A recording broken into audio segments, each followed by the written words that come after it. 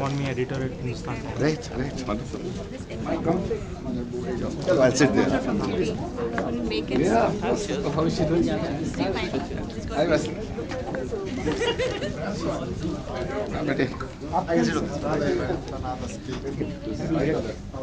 Great.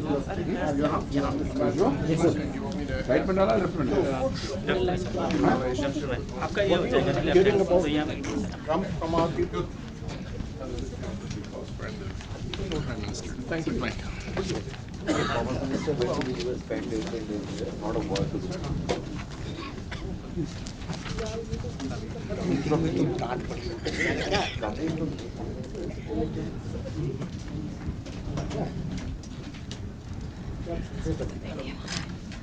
guys we can sit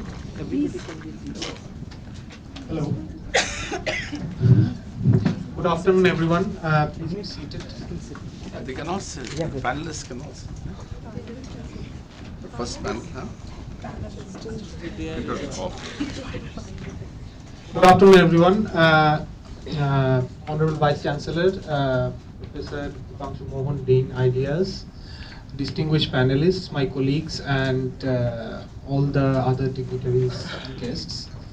I'm very thrilled to welcome you all in this launch of the M.Sc Development Practice Program, which is housed in Office of Interdisciplinary Studies at Jindal Global University.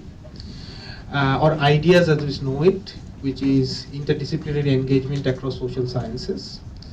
As you may know can understand from the name of it, it's basically a research constellation which promotes interdisciplinary research and works more as a research incubator within the university. It's very innovative in nature, and it also does a very good job in bridging the need to do community-oriented research along with bridging the gap with policy and academia in general. The office is now stepping to a new direction, offering the first academic program, as we know, which is M.Sc Development Practice, which is a non-residential program specifically designed for working professionals and will be housed here in JGU International Academy here.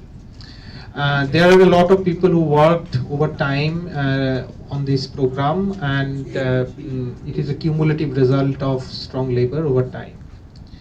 I'm very happy to be here and getting our distinguished panelists to talk and discuss about it, how to take our program better.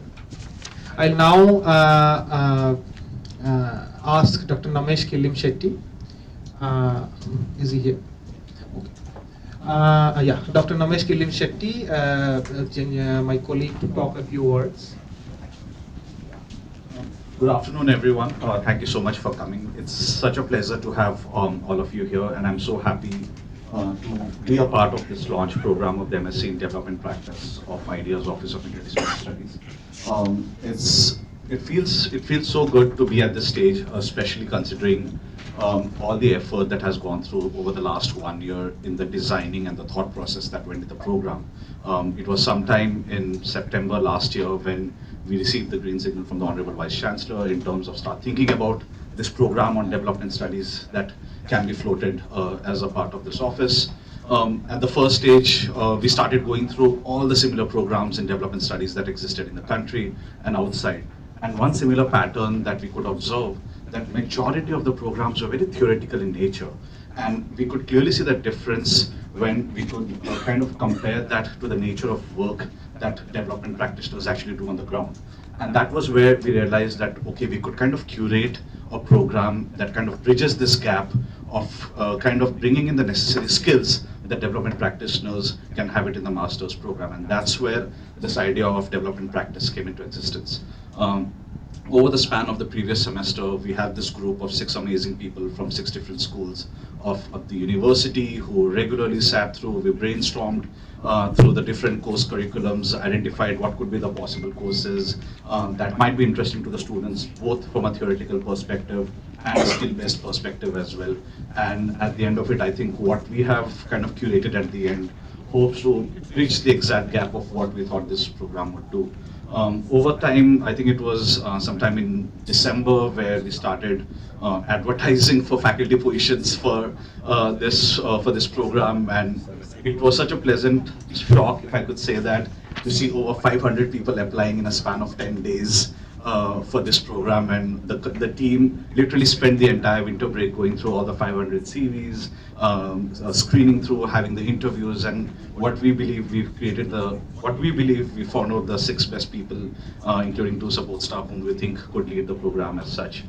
Since then, over the span of the last 2 months, we've had a couple of workshops with respect to the course curriculum, about the pedagogy and design, getting inputs from experts, and making sure that we are getting ready in terms of what we believe can be done. So as of now, our program, what we are trying to do today is the launch of the M.Sc in Development Practice program, and at the same time we also have an online version of the program as the M.Sc in Development Studies, which will be starting later on in December. So I again am very happy to see all of you, and thank you so much for being a part of this. Thank you.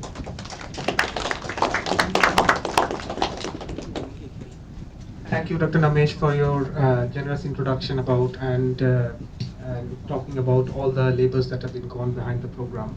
I'll now call Dr. Gayatri Balu, my colleague, assistant professor at IDEAS, to speak a few words about the offline program.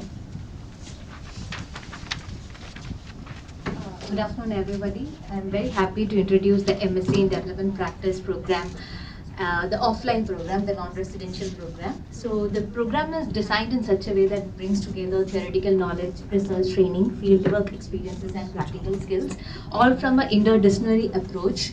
Together, we feel is a very unique way of offering the development practice program, just taking from what Namesh already mentioned. So this also includes an engagement with mainstream paradigms and brings focus to approaches to tackle development challenges from entry points of well-being, social equity, and more inclusive ways of looking at development. Offering rigorous training in research methods, policy analysis, and program evaluation to support evidence-based interventions and advocacy is another feature of the program, which we hope will also improve the employability of our learners. And regarding the program structure now, this is a 1-year program in 3 trimesters, a total of 60 credits for 15 courses, 4 credits each for each course. And apart from the core courses in theory, research, and fieldwork, students can choose 4 electives from a pool of 8, which focuses on the concentrations urban and rural continuum, labor and development, social development, and political ecology and sustainability. Classes are scheduled classes will happen here in the Taj Mahal facility, and in the afternoons and the evenings, 3 to 8 p.m. 2 classes each a day is what we have planned for. This also makes it convenient for working professionals also be part of the program. And apart from this, 1 campus visit every month for the learners to the JGU campus plant to make a more immersive learning experience possible. And detailed brochures and descriptions are also available in printouts, and we are very happy to share that with all the dignitaries here for any feedback also. And thank you so much, and thanks for being here.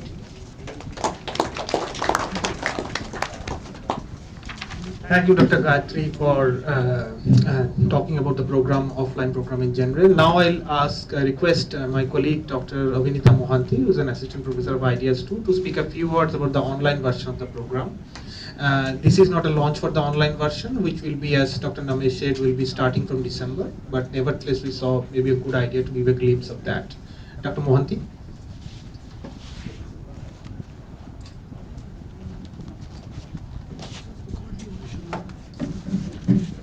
Thank you, Shamindra, and good afternoon, everyone. Thank you all for attending this inaugural program. So my colleagues have already told a lot about the non-residential program of development practice, and the online course for this, the development studies program, is not very divergent in terms of research constellations, the composition of the courses. It is starting in December 2025, and it's a 100% online mode 1-year program. This is a program which is interesting because I feel that it challenges a lot of traditional modes of engagement with the theory and practice of development. So, fully online virtual engagement with development theory and practice subjects challenges the dominant metrocentric view of learning. Because if you think of development programs, development studies program, we see a lot of hubs in places like Mumbai, Bangalore, and Delhi. And many people who are activists or actors who are engaged in grassroots programs and community programs, they are not able to always go for a course like that because they have to leave a lot of things behind. So here, when it's an online program, it makes it location agnostic, and it challenges a traditional mode of learning, which is metrocentric. So here we are looking for diverse profile of people. Maybe we'll have international candidate, if I dare say a bit ambitiously, that we might have people joining for conflict zones or from refugee camps. So someone working in among the indigenous tribes in Jharkhand can do a course like online studies program, development studies program with OP Jindal. So in that way we see that this program will attract, and we hope it does, a lot of diverse set of people.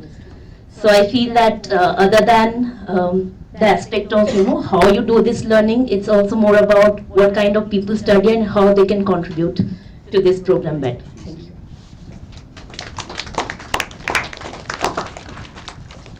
Thank you, Dr. Mohanty. That's a very generous description.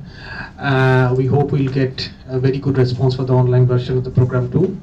I'll now request Professor Deepanshu Mohan, Dean of Ideas, to speak a few words. Thank you everyone, and thank you so much Dr. Shamendra Roy, Dr. Gayatri, Dr. Abhinita, Dr. Namesh for introducing the respective programs, the journey. JGU, the OP Jindal Global University, I feel is what Joseph Schumpeter would classify in his work as a pattern of creative destruction, where what is replacing the old with the new. Schumpeter is one of the lesser known economists of the 20th century because his work was coming at the same time with John Maynard Keynes. Keynes got a lot more limelight, and Schumpeter was someone in 1942, I remember, Capitalism, Socialism, and Democracy is the book that he had written. And I feel the university's journey in the ability to, what you would say, nurture, promote, and progress in areas of creative pursuits is phenomenal. And 8 years back, it was in a conversation with Professor Shiv Vishwanathan, who in his very typical passionate way say that having a program on development studies should focus a lot on anti-development aspects of what and how development is understood. But I want to just start by saying that there was a certain problem statement we had in mind while thinking about what the degree program needs to focus, and I think it's important to put that in perspective for our audience who are here with us for the first time. There was a certain crisis of theory emerging from what you'd consider as a lack of stories, imagination, which is affecting much of what we understand, read, and interpret in social sciences. I think it's a crisis we're all aware of, but there's very little that is being done at the level of institutional imagination. And I think at OP Jindal Global University, thanks to the Vice Chancellor and the confidence he's invested, Ideas, as a lot of you may know, is not a school. It's an office which is created within the university. The Vice Chancellor gave us the go-ahead to be able to think about a program and do it the way we wanted to design it. And when we started thinking about it, as Namesh has given you an idea, we had faculty members from 6 different schools, those trained in different disciplines.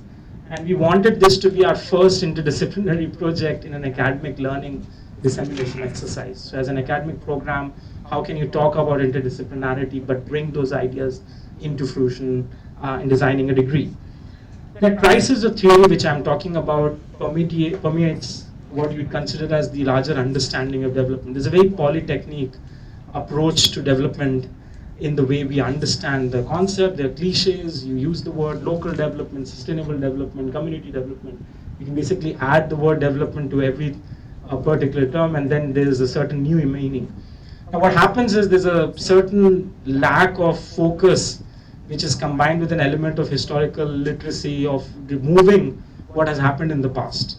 So memory gets eliminated, and then there's a lack of imagination of what we want to do in the future.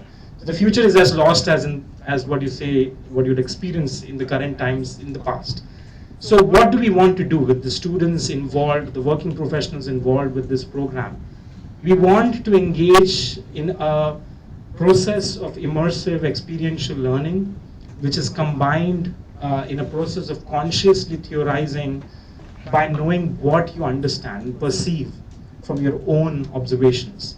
And a lot of the thinking we have put in terms of the courses designed in the program have a pedagogical requirement of immersive learning, and I think there's no better place than, of course, offering the classes at the Taj facility, but for us what we think is the entire NCR region is a classroom, to be able to access important field clusters which we have set up through our research constellations to access them.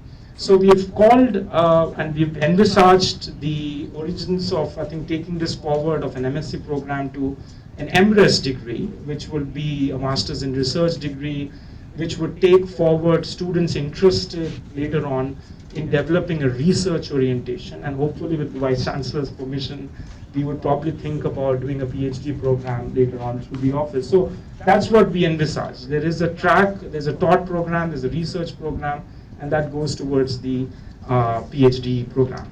I want to just say one or two things before we invite the Vice Chancellor to address the audience here.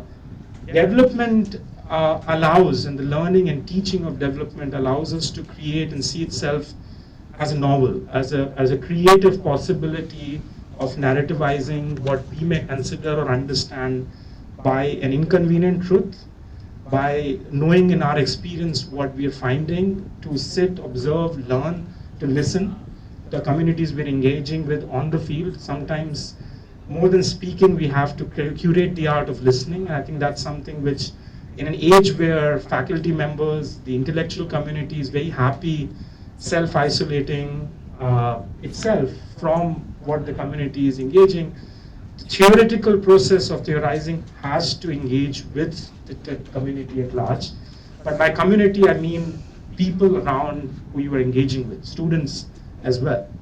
And for students, we are very clear that there is a lot of focus on understanding interdisciplinarity from a very applied perspective. So with that keeping in mind, I hope that another hyphen being added to the development terminology or the cliche, where focus is on planetarity or planetary well-being, rather than just talking about human development and focusing a lot on aspects of just what we look at. And by that, what I mean is we have to be conscious of what we see around Delhi. This city has a massive pollution problem which faces and affects people in the worst possible ways. Heat, which is going to come in the next few weeks, is going to start affecting workers who are toiling away in the heat and working. So we have to be conscious by looking about what we are trying to study here. And I hope the teachers, faculty members who are present here teaching the program are conscious of those forces. Thank you, and I request the Honorable Vice Chancellor.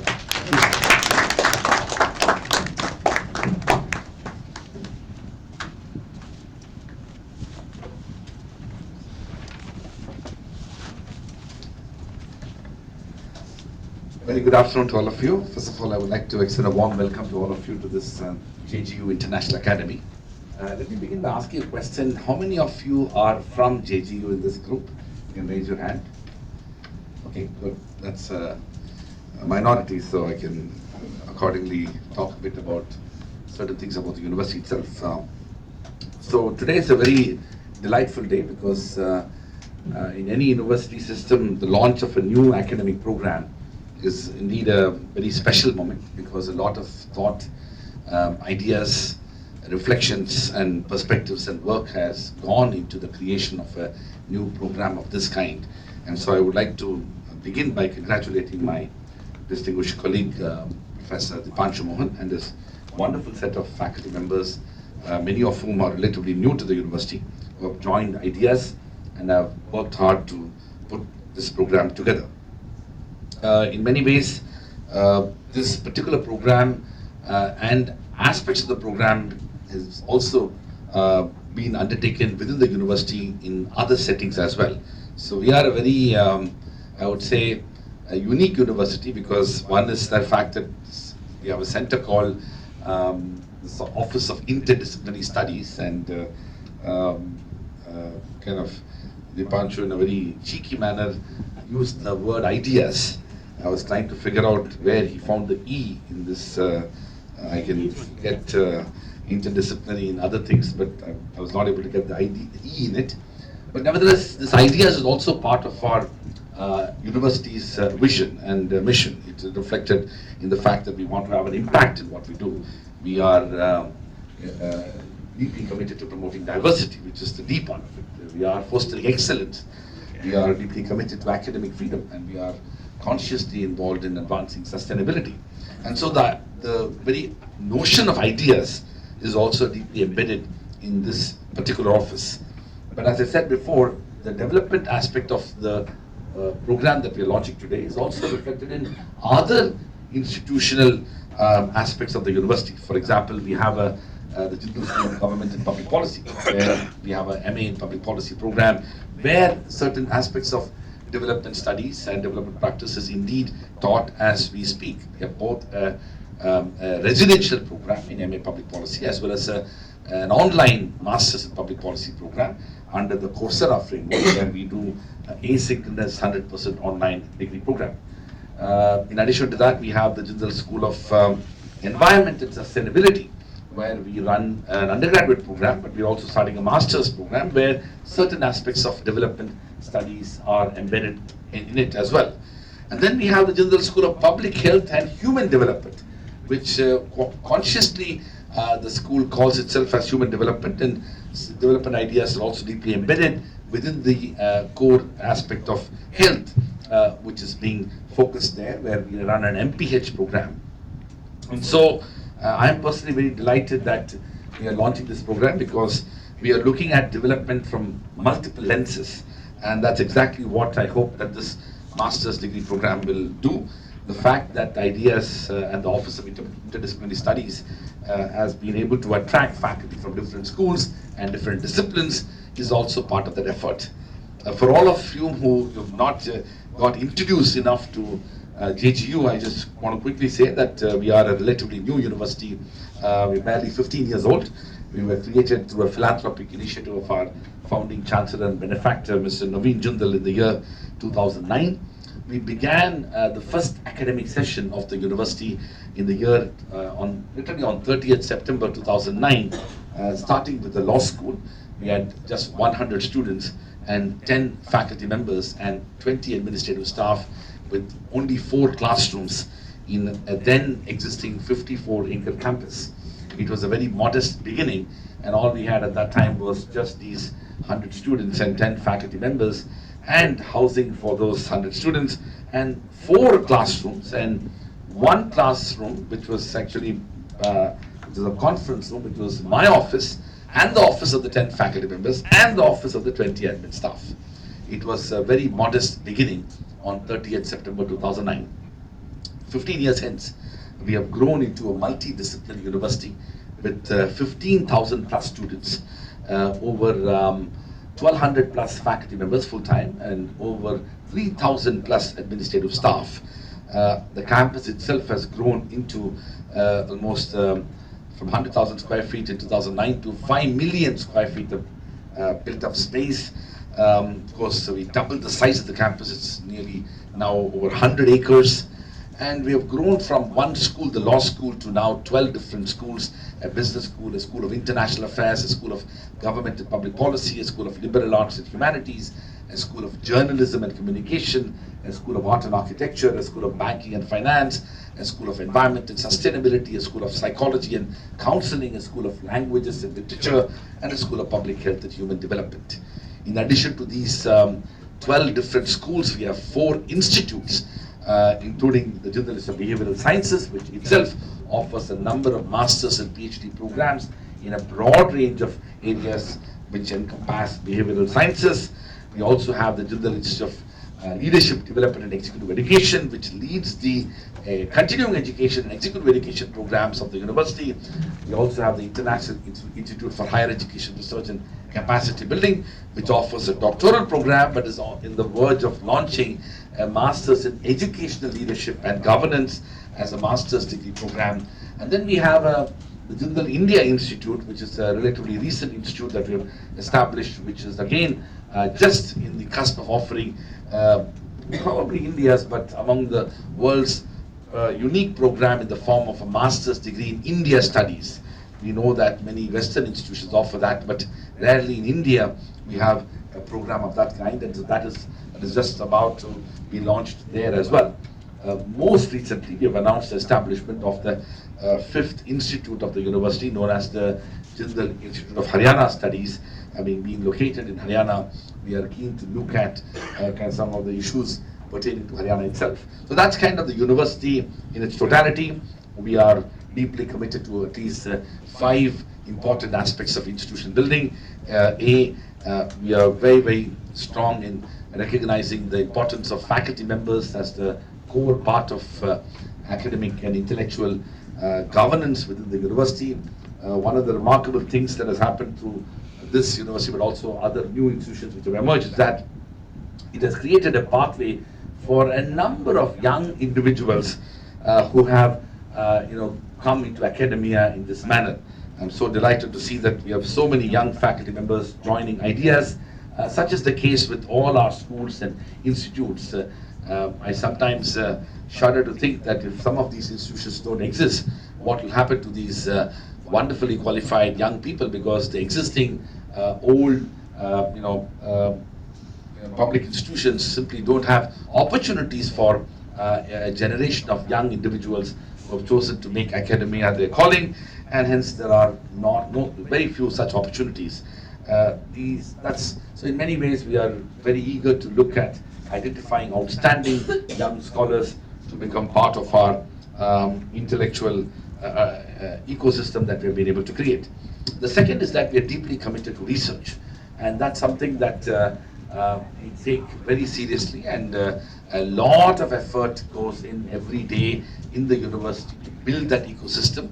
We maintain a 1 to 9 faculty student ratio, which essentially means that our faculty members have more time to pursue research because their overall teaching responsibilities is much lesser than most institutions in India, but also around the world. And so the university expects them to pursue research, and we deeply believe that research informs teaching, and teaching indeed helps them to become better researchers. And to that extent, we are unique in the sense that unlike, for example, the Center for Policy Research, which consciously took a decision to be a research institution, and unlike many other institutions in India which focus more on teaching, we have been very consciously and working towards building that environment where teaching and research are both taken seriously. The third aspect of a university is deeply committed to internationalization. And that's something that from the very beginning it has been part of our DNA. We have the 1,200 faculty members that I talked about earlier. They come from 51 countries in the world. They are full-time faculty members, so they live on campus. Of course, they also represent across different states of India. Our students also come from different parts of the world. Together, there are more than 75 countries represented in our student body. That's on the sort of diversity of the student and faculty community. But we are also international in the sense that we have established substantive collaborations with universities around the world. There are more than 525 university partners in 75 countries with whom we work. These collaborations include faculty exchange, student exchange, joint teaching, joint research, joint conferences, joint publications, dual degree programs, short-term study abroad programs, inward mobility immersion programs, and joint executive education programs. We may not do the 10 that I just listed within a particular university. We may do 3 or 4 with a single university partner. And if we end up doing more than 3 or 4 of these 10 that I listed, they become one of our strategic partners, and we have a few of them around the world. That's on the question of international collaborations. And the other aspect of our university is our strong commitment to experiential learning, which also means that those residential programs that we have, our students are having opportunity to engage with both within the institution but also outside in the form of capstone projects and other initiatives that each of our school and program have promoted.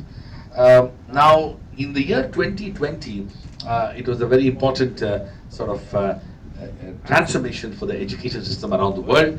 all of us woke up to the rude awakening in the form of COVID-19. Those of us who were so skeptical about the idea of online education and offering classes through technology-enabled platforms, we simply were forced to do it. And quite remarkably, even the skeptics surrounding online education had to recognize the important role it can potentially play in it. So we also began the journey at that time that was largely to deal with the COVID-19 crisis. Nevertheless, we used that opportunity to learn lessons through that experience. And today I'm happy to report that our university is now working very closely with two major EdTech organizations under the Coursera platform, which is a global EdTech organization. We offer a number of master's degree programs, including the Masters in International Relations, Strategy and Security under the Jindal School of International Affairs, the Masters of Public Policy under the Jindal School of Government and Public Policy, and also an MBA in Data Analytics program, which we offer under the Jindal Global Business School. We also work very closely with an Indian EdTech organization called Upgrad. Under Upgrad, we offer a number of programs, some of which are blended and programs, and some others are online, including master's programs in law as well as business. And then we are expanding those programs into other areas as well. So we have come a full circle, and now what we're doing is that these learnings that have happened through working closely with both Coursera and Upgrad has ultimately culminated in us becoming more empowered when it comes to offering online degree programs, and that is what we are seeing today. When the M.Sc in Development Practice that we are launching today will be supplemented by the M.Sc in Development Studies program, which will be offered as a 100% online asynchronous course under our own platform, and that will be another unique opportunity for learners who simply may not necessarily be in a position to come to a physical setting like this, who may be working in different parts of India or around the world, and they can pretty much do the program. Now, one of the things that we have been able to do when it comes to online programs is that we have ensured quality and the pedagogical integrity by ensuring that the same faculty members who are recruited to teach our regular residential programs are also simultaneously involved in online programs. In many ways, this has been one of the bane of online teaching, the earlier avatar of it, mostly in the form of distance learning, as well as other types of online programs that compromise quite significantly as far as quality, let alone excellence. And so the only way to sort of maintain quality is to ensure that the same faculty members, the ones who have been selected for their outstanding qualifications and experience and abilities, ought to be involved, be it physical, residential, non-residential, online, hybrid, or other forms and formats of the programs. And so again, I'm very happy that we are going to be doing this under this framework as well. In closing, I want to say that the launch of today's program is also part of our effort to connect with Delhi. In many ways, this particular facility that we took over a couple of years ago in the form of JGU International Academy is also our intellectual presence in Delhi. We do regularly organize conferences, lectures, workshops, and seminars here, but it is also a place that acts as our classroom for select programs, and these are the opportunities that we want to offer for learners who may not be able to quit their job and be part of a campus environment, because that's an entirely residential campus. Yet we want to give the opportunities to people who may otherwise not be able to be part of a campus ecosystem, and this is a fantastic opportunity for them. We already do a number of programs here. We run a master's in law program. We also run a master's in AI and data science program, M.Sc in artificial intelligence and data science here. And so this is again extension of our experience gained through these opportunities and through these programs that we've offered and that we have been offering here in this facility. With those words, I would like to once again thank each one of you for your presence and participation in this event. And I want to congratulate my colleague, Professor Deepanshu Mohan, the Dean of the Office of Interdisciplinary Studies, and all the faculty members who are directly part of IDEAS, but also the affiliated faculty members who are more than 35 of them, who are spread across different schools and programs and centers and institutes of JGU for not only helping Deepanshu put together this program, but also supporting the work of IDEAS, so that IDEAS continue to flourish as a unique institution in the wider landscape of JGU and indeed the higher education space of India as well. Thank you very much.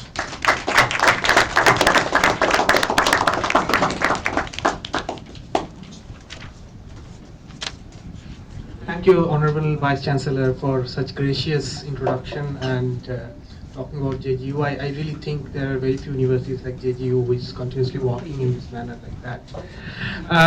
We'll have a small launch ceremony of the program now. I would like to invite Dr. Parthu Mukhopadhyay, one of our distinguished panelists here.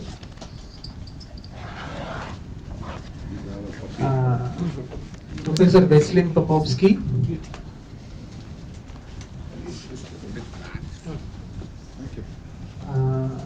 Professor Mathur from TERI,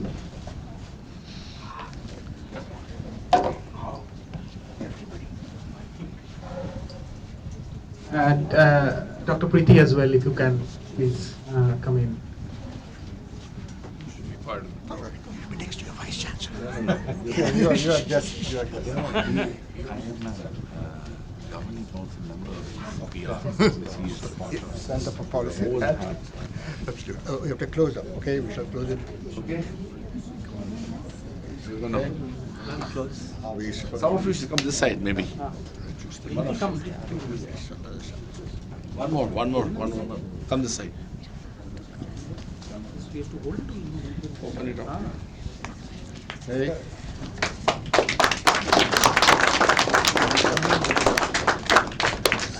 Take the ribbon away. Put the ribbon away. There we are. All right. That's good. You need a copy? You join us there. Sure, thanks.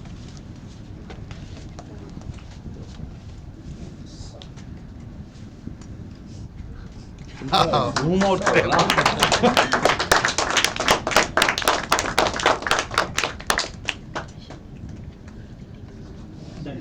Thank you. Wonderful. Development studies and practice. Very nice. Thank you. Thank you, everyone. The brochure is released, then we are there. We'll have a small felicitation ceremony for our panelists, distinguished panelists from here, as Professor Honorable Raj Kumar. Can I ask one by one? Just let them. First, Dr. Parthu again for. You'll be called again. Me again? Yes. What am I supposed to do? Oh, this is amazing. Very impressive. This will be good for Delhi winters. Yes, definitely. Thank you. Thank you. Mr. Shogata Bhattacharya, Member Monetary Policy Committee, RBI. This is good, nice. Rainbow. Very nice. Mr. Venu, M.K. Venu, Founding Editor, The Ware.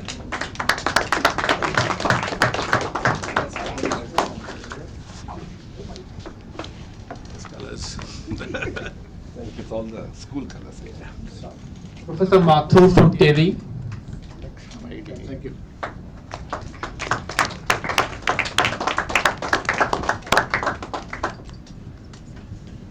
This is lovely. Professor Popovsky, Vice Dean, Jindal Global Law School. Don't give it to our faculty anyway.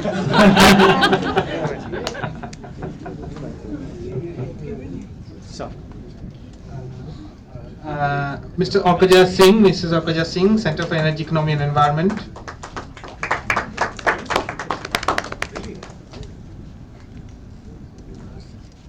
Mr. Mr. Roshan Kishore, Data and Political Economy Editor, Hindustan Times.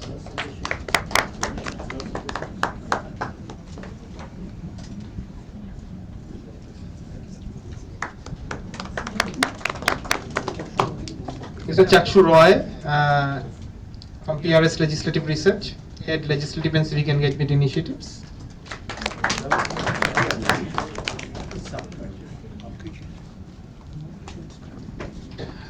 Thank you everyone. There's only one for occasion we that. do give it to a faculty, that's why I wanted to mention that, when we give farewell to them.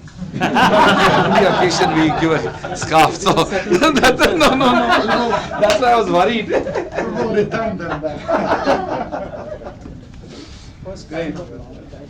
Thank you, Honorable Vice Chancellor, for your presence. Thanks.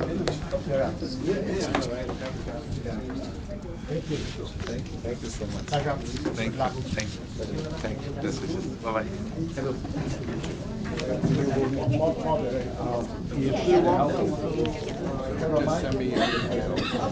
We may have some. Dr. Bhattacharya, Member, Monetary Policy Committee, RBI. Sir, please take a seat.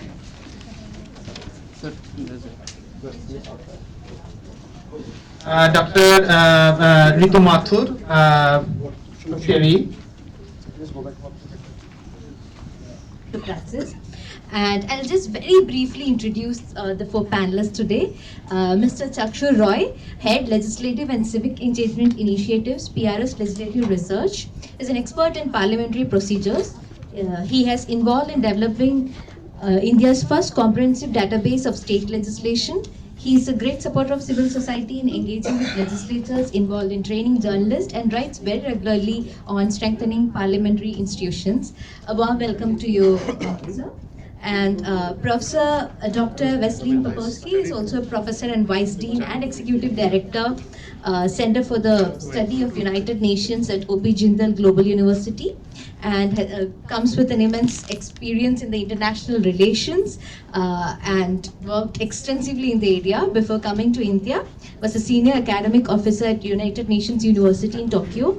Also worked as a head of its Peace and Governance program and head of UNU Press. He was also an assistant professor at the University of Exeter and co-director of the Center for European Studies. A very warm welcome to you, Professor. And we have Mr. Saukata Bhattacharya, Senior Fellow, Center for Policy Research and member, Monetary Policy Committee, Reserve Bank of India, with over 3 decades of experience working in the area. He's worked as an executive vice president and chief economist at Axis Bank till 2023. He had previously worked with Infrastructure Development Finance Corporation Company Limited and Hindustan Unilever Limited. He's also a member of several committees on trade, investment banking, and finance at the Industry Association. Very warm welcome to you. And Dr. Ritu Mathur, Director, Energy Assessment and Modeling Division at TERI, is a climate and energy policy expert with over 3 decades of teaching and work experience in the field.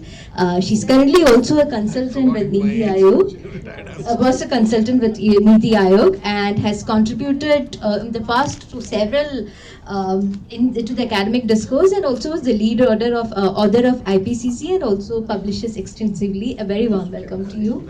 And how this panel is planned in such a way that because as usual we have limited time, so we would, as a moderator, we would start with one question each to all the panelists, to which you can pitch in for say 5 minutes, and after that round we will just immediately open up it for the audience.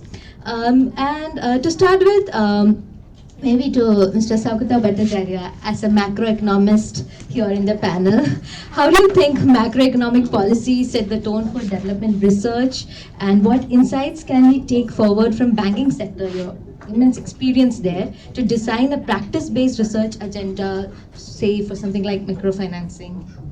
So first, thank you very much for the opportunity, Professor Shamindra Gayatri, for this opportunity to come in and interact with all of you. Interact is the key word. I don't want to sit here and give gyan. So first things in terms of macroeconomics. Macroeconomics is very important because remember, macro is built up, bottom up from micro, and a large part of micro in development. In a less developed emerging economy like India comes in from various patterns. I mean, institutions, behavioral patterns, etc. So all of that. In my current domain now, in monetary policy, interest rates play a very, very critical role because that influences the cost of borrowing, and cost of borrowing is very important particularly for the small and medium enterprises. There are multiple other macroeconomics, as you know, fiscal policy, trade policy, etc. And in the current global environment, you do realize the importance of other macroeconomic policies, not just the monetary side of things. How important in managing the economic cycles, and which has a lot of influence on the lowest, the bottom of the pyramid of the country. Former RBI Governor Professor Dr. Duveri Subbarao used to say that inflation, for instance, hits the poorest, and we all know that's true. So that is very, very important in terms of managing the growth inflation trajectory in terms of building up. I'll come to the banking aspect of this. So that's just a sliver of the macroeconomic impact on development policy. I'll come to my banking experience now. Incidentally, I should also give a little bit of a tom-tom to the Axis Bank Foundation, who does a signal job. I mean, you should go to their website and look at them in terms of, that's the Axis Bank CSR arm, the Axis Bank Foundation. Their focus is livelihood. And in that, I mean, they use so many data-driven, say for instance, behavioral nudges is very, very important component of what the practice that they do in terms of the work that they do in their livelihoods. My core area of interest in terms of the development angle are these micro and small. We all talk about MSMEs, etc. So I mean, and that these enterprises are the growth engines of the country. So in terms of MSMEs, and particularly the small, micro and small enterprises, their access to credit, as you know, we talk about banking, access to credit is one of the key impediments in terms of the ability to push growth up. So we need to ensure that these small enterprises have access to affordable credit. As many of you would know that they have, I mean, many of them are informal in nature, and they have to access informal credit. The readiwalas, as you know, who you see at the street. So if they borrow 10 rupees in a day, at the end of the day, they have to pay 10 rupees. Yeah, that's 10% interest per day. That's maybe something like 1,000 or even more percent in a year, annualized. So that segment needs to be formalized. Previously, banks are not very good at lending to the smallest enterprises. So for that you have the smaller NBFCs, the MFIs, the microfinance institutions, etc. But banks are now beginning to move into, so initially lending to these small units was done via what is called collateralized credit. You had to hypothecate your land, your machinery, your vehicles, etc. But that became a problem at the lowest level, because the lowest level there's almost pretty much no land. Yeah, machinery, it's also a problem because there was a lot of fraud in machinery. Because I mean, you lend on the basis of machine and a structure, and you go there at some point in time, there's nothing, everything is gone. So banks now have to move to what is called cash flow based lending. So you need to judge the business going forward. The reason that I'm saying this is cash flow lending for something in a relatively quasi-informal segment is always a problem, because I mean, we just do not have data on this. These segments are what banks call NTBs, new to banking. We have many of them have no credit histories, nothing on CIBIL, no credit histories. So how do you judge how to make loans to them? So there, I mean, more and more innovative techniques are beginning to be developed, and this is where the digital public in the infrastructure, DPIs, as they're called, the India Stack and other segments, etc., are beginning to play a role. Now you can judge the behavior, payment, the potential repayment behavior of some of these micro enterprises. So you can now increase credit. The role of partnerships is very important, because banks typically are also very bad at the last mile, at approaching credit with clients at the last mile, in their homes, in their villages, etc. So the role of partnerships are very, very important. So banks are partnering with NBFCs, with MFIs, etc., for sourcing the loan. But the credit risk, which banks in finance is called underwriting, that is done by banks. And for that, for underwriting, you need to understand the behavior of the small enterprises very, very, I mean, to get a sense that they do not go bad loans. So you need to look at that. So there, a lot of data comes into play. So Professor Shamindra Rai, for instance, has done major work. In the geospatial area, a lot of geospatial for agricultural lending, say for instance, you need to have an understanding of the crops of that segment, the parcel of land that you are lending to. So all of that. And then on top of that, the new era of the fintechs that are coming in, the fintechs and the small agile, the new neo banks, the digital banks that are coming in, whose target audience, target segment, lending segment are these small, micro and small enterprises. I'll just leave you with one final thought. I mean, so this was amazing. This was a South African company that had come in, pitching to us, to Axis Bank to come in. They used their behavioral technique. So, I mean, the potential borrower had to sit and type in their characteristics. And so there, it's not just the information that the borrower generated, but the keystrokes are monitored. So if you're in the field which is asking you what is your income, you're also tracking how much time you're taking to fill that gap. You're tracking the keystrokes. So I mean, you fill in something, then you backtrack, you delete the thing and come back and then fill it again. That's a negative. So there are multiple such tools that are coming in now, data-driven, behavioral-driven, driven by past understanding of potential frauds, etc., that are coming in. So more and more of these data-driven things. Finally, there are other parts. One last thing. Axis Bank, say for instance, had partnered, had bought over, acquired this telecom company called FreeCharge. FreeCharge, many of these were not Axis Bank customers. Neither of them were known to bank. I mean, to existing to banks, ETBs as they're called.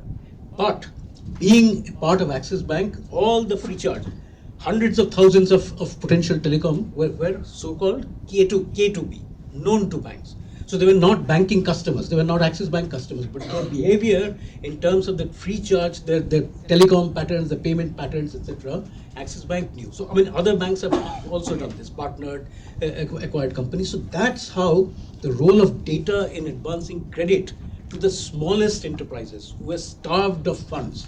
And without funds, you cannot grow. Without credit, you cannot grow. So that is how data, and this is the practice part. Yeah, there is no theory in this. This is practice. So this is how banks have been using data in order to do a very commercial, intensely commercial exercise to be able to advance data too. So that is a sense of how data in this particular segment of credit is being applied. There are multiple such examples. I'm sorry, I've taken too long, Ratin. Thank you very much. Thank you so much, and that's really talking to the course we are planning also in a way, how theory, data, and your practical experiences weave together to get a sense of what is happening. And I have to come from there to international relation and post this to you, Professor Broski. What were the key successes and failures of international development policies and cooperation in the last 20-30 years? And have failures stemmed from a very conceptual misunderstanding or a gaps in the implementation of well-intentioned strategies?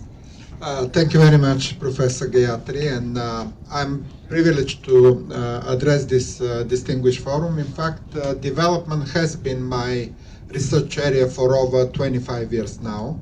When I used to work for United Nations University in Tokyo, one of the portfolios we follow at the time was development. And interestingly, Saugata mentioned the practice, but it's also a lot of theory of development, which is very interesting to connect and to answer exactly your question. What is the success and the failure? Do the theorists did something wrong, or do the implementation of otherwise proper theories get wrong? And I think both ways. We can think of development as something that very much emerged after the Second World War, after the decolonization. In fact, development is not anywhere in the UN Charter. There was a international cooperation to resolve economic and social issues. But actually, that was insufficient, and we see a lot of changes in the United Nations. I will speak a little bit about the world generally, because I'm maybe the only non-Indian. And also working for United Nations give me that perspective, but also probably the only academic in this panel. So the link between development and economic and social issues in the UN Charter has very much missed for a long time until the decolonization, and in the 1960s and 1970s we see already the establishment of the United Nations Development Program as a first big step forwards, and then the link between environment and development later, when we realized that only development is not enough. There should be also a connection with environment. And finally, to kind of make the circle with the Sustainable Development Goals in 2015. In the meantime, what was the problem in the past was mostly to look at development simply in terms of economic metrics, statistics, annual growth. These are important, but until we connect those exactly to the regular people on the street, it doesn't really bring much. So in 1990s, we see that shift to what has been called a human development. Remember the UNDP Human Development Report, already linking the economic growth with how do people feel, including human rights. Remember also the establishment of the right to development as a human right. And that has been a significant change because the theories of human rights mostly developed from civil and political rights to economic and social and cultural rights. But now we have what we call third generation rights. The right to development is a third generation right. And then we have the right to clean, safe, and sustainable environment. And linking environment, human development, and what I will call human security generally, brought the United Nations to the realization that nobody needs to be left behind. The Millennium Development Goals, reductions of poverty, hunger, addressing gender equality, very significant again step in terms of that, I would say, gradual understanding and realization what development is. And moving from Millennium Development Goals into Sustainable Development Goals, what happened in 2015 was again an extra crucial step to connect human rights, development, and issues of human rights, issues of peace and security, issues of gender, issues of cooperation. You mentioned partnership, public and private partnership, another excellent realization which has been kind of forgotten and ignored in the past, finally get into that. Because development doesn't only depend on governments. It's also depend on the private sector, on the banking sector, on international banks such as the World Bank, the Asian Development Bank. So those institutions are also important because national development sometimes needs that extra additional comparison. How do other countries, why do some do better than others? That question about exclusive and extractive governance. Remember the famous book, Why Nations Fail, by Acemoglu and Robinson, and they argue exactly because some governments do only extractive governance, not inclusive. They do not include human potential. They only think about exporting mineral resources, oil and gas, and that doesn't again bring much to when it comes to the usual, the regular people. So all this realization took a lot of time. So back to your question, it was not easy. It took long for the theories of development to bring the proper realization and understanding how to do development in practice. And I congratulate the idea of a master degree on practice. We haven't done that. And that's crucial because we usually teach theories in our classrooms, but that's not enough. We need the practitioners like everybody else in this panel and the next panel to make that bridge, which is crucial, the connection between what we teach as academic research to what companies, societies, people need is absolutely adorable development. So congratulations to the opening of the master degree. and I'm happy to continue contributing to your discussions. Thank you. Thank you so much, Professor. And to Dr. Ritu Mathur, it's also in a continuity of what Professor just said about one, the sector of energy and environment, and also the other aspect of practice. So what do you think is the nature of industry, think tank and academia collaboration in the areas you work in and you have been working in for so many decades?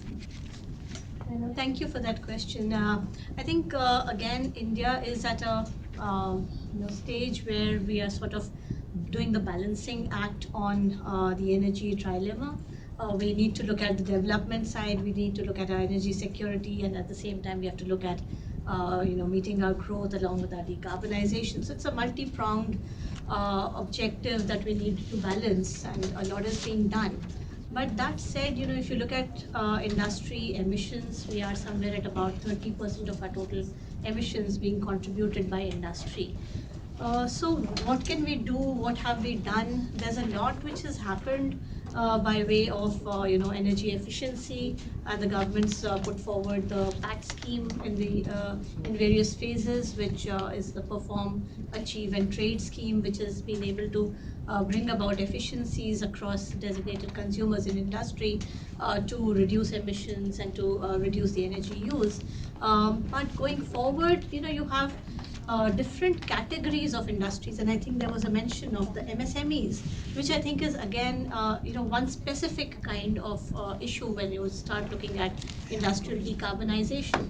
There are hard to abate sectors there which currently do not have technologies which we see as commercially viable.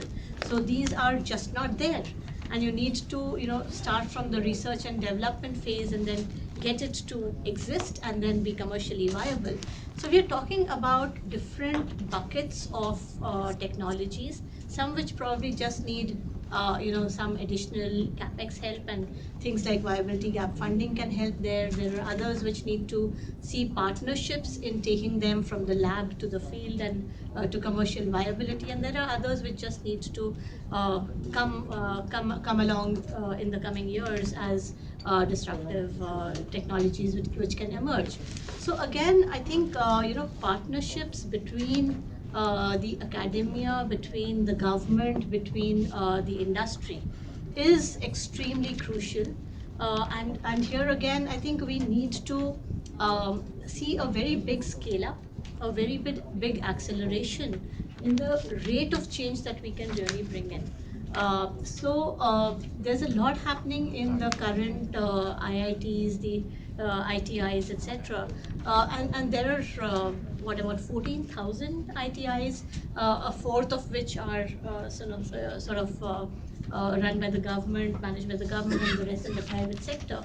So there's a lot of skill, there's a lot of work which is going on, which can go on. But how do you take it to the scale that we need requires collaboration and partnerships.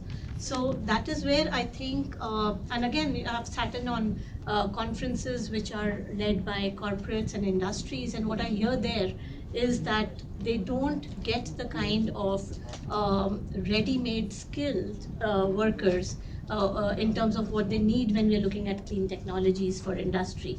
So people who go there need to be retrained even after they've completed their academic thing. So I think this is very, very timely that we are looking at the academics getting into practice and getting us closer to delivering solutions which are needed on the ground. That is a complete need of the hour, and I would say I would congratulate OP Jindal University again on launching this course. Thank you. Thank you so much, Dr. Mathur, and for your kind words also. And talking about training and having more people in the practice, Mr. Chakshu Roy, the question is, you have been doing this with the LAM fellows and with a kind of putting together the entire program. So, with particularly coming from your experience as well, what is a practice-based approach in like studying legislative processes and even beyond that, drawing from what other panelists have said?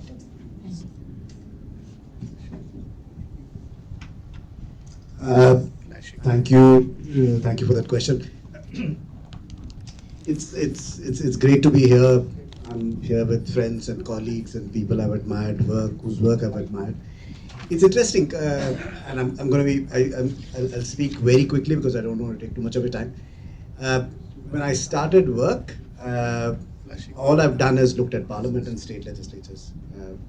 20 odd years.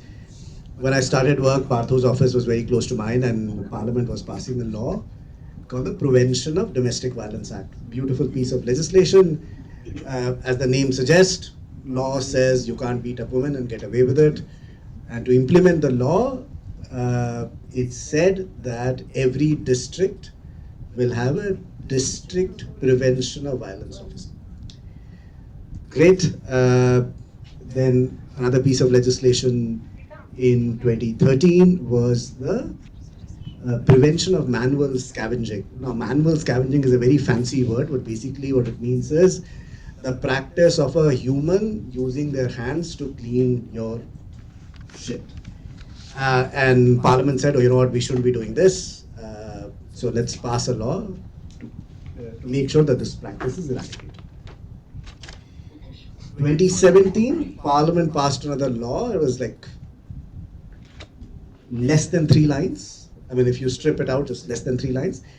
And what it basically said was that in the Indian Forest Act, which was a 1925 law, you delete the word bamboo from the definition of tree.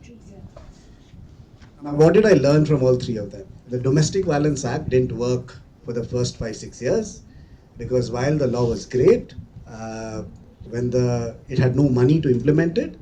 And what it did was that existing district officials, if they were doing 100 things, the 101st thing that they were doing was they were now the saviors and protectors of women on the ground. That didn't work. The manual scavenging law, again, very well-intentioned legislation. This was not the first time Parliament was doing it. They had done it in 1993. It didn't work for 20 years, so they decided, oh, you know what, let's try it again. With roughly the same language, again with no money and no way to implement or hold it accountable. And in terms of the deletion of the word bamboo from the definition of trees, for 75 years, our people violated the law by cutting bamboo. And then they bribed municipal officials for the right to cut bamboo in their own house till the time somebody said, oh, you know what, why can't we just delete bamboo and, you know, we can figure out the botany and the zoology of it, whether it's a tree or it's a grass, and, you know, be done with it.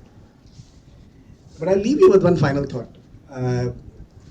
Whenever you think of policy or when you think of large-scale change, it happens in one shot. And if you don't think it through, there's very little time for step back. Because for a country as big as ours, there are no do-overs. Somebody will be at the losing end of it for a significant period of time till the time you build political consensus. And which brings me to my last point.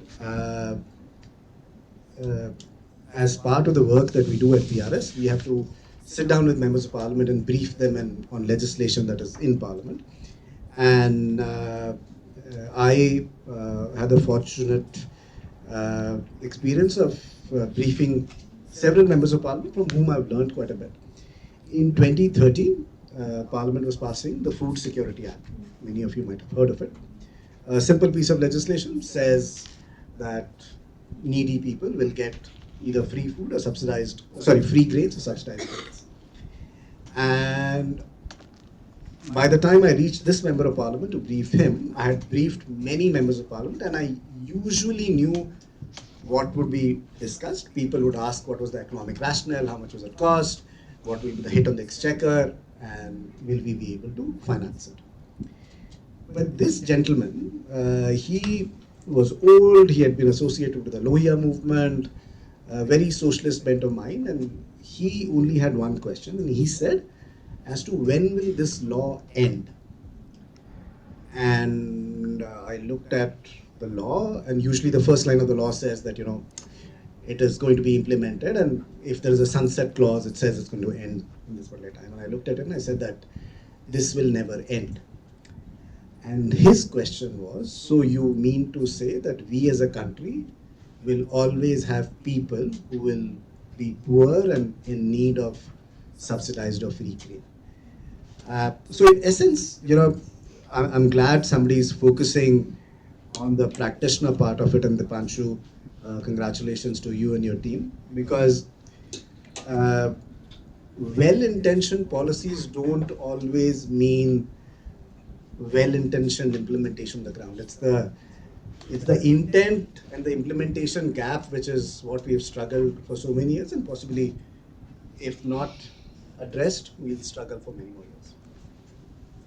Thank you so much. That was so insightful. And so we have 10 minutes for comments, questions, whatever. So we'll take a few questions / comments, and then the panelists can respond to it.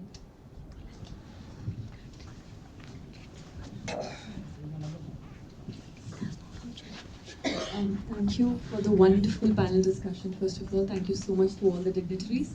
I am Manvi Singh. I am a fresher at Jindal Global Law School. I'm a PhD student. I've just started my PhD.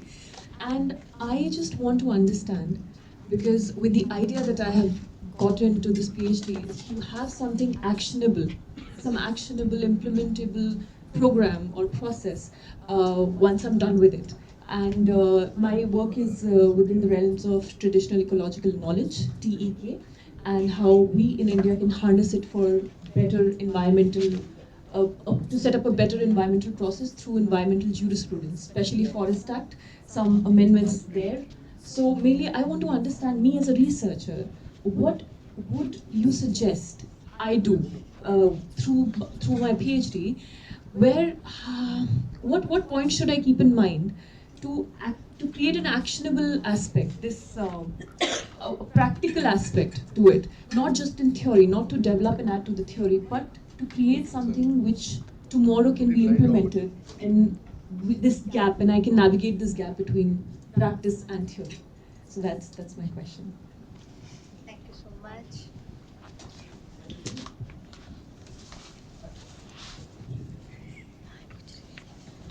I just have a question, query for Dakshu.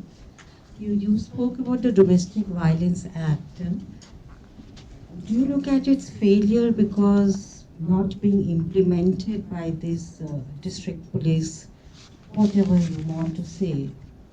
I mean, that's my question. Broader aspect, one needs to look at it for the implementation also.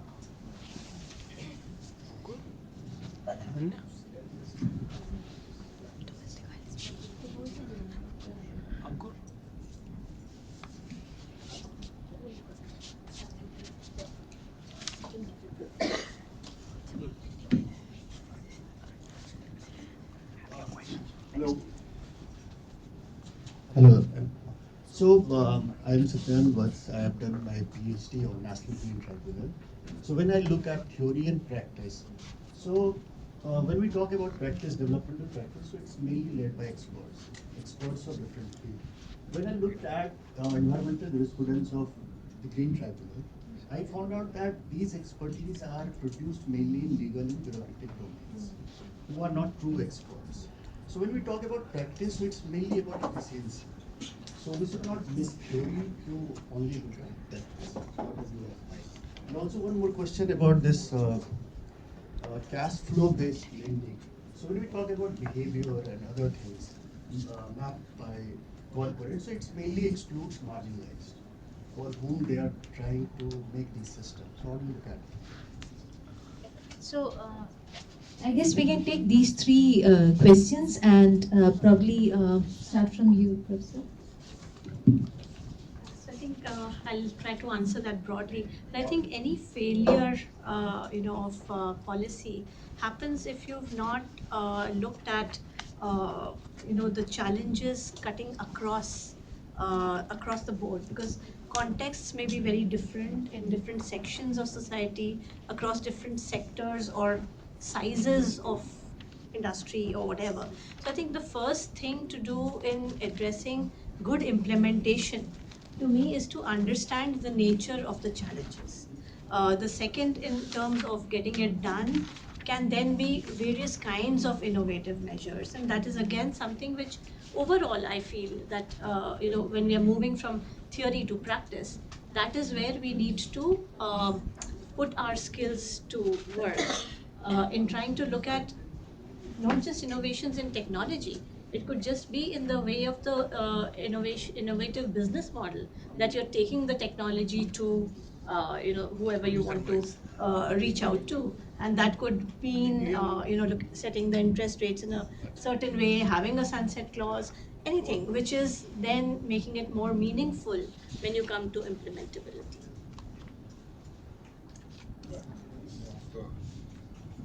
Yeah, let me follow from that on the first question about what makes our PhD actionable. I struggled myself when I did mine 20 years ago. Why do I waste my time, and will anybody read a big book which you need to produce at the end?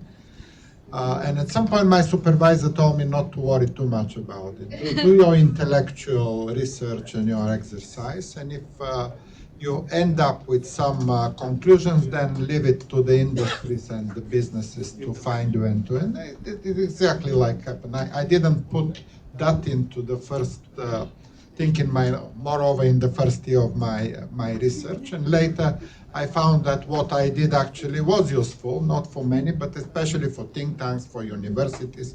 But by the way, after some time in university, you need to go back to practice. And I was really pissed off with just teaching and writing books, and I went to practice. I went to a law firm dealing with human rights in the Russian Federation at the time, which was very practical. I see victims of violations coming into our clinic. So it was a very practical work. And after that, I felt that I need to go back to university. I'm missing something. I need to develop more skills and knowledge and read the latest articles and books. So it works like this. So it's never first theory in university and then for the rest of your life it's practice. You may go back to university at some point. And in fact, I started in a government of Bulgaria, working for 7 years. Felt that that's boring. It's only, I was a diplomat, which is a nice job. You go to receptions, drink champagne, but nothing intellectual more than that. So you need the next step, which is a university in United Kingdom. After 5 years there, I also felt enough libraries and books. Let's go back to the real life, to the people, to the clients. And after some time, I find it's actually not enough. I need to go back to the university. So it's kind of a zigzag.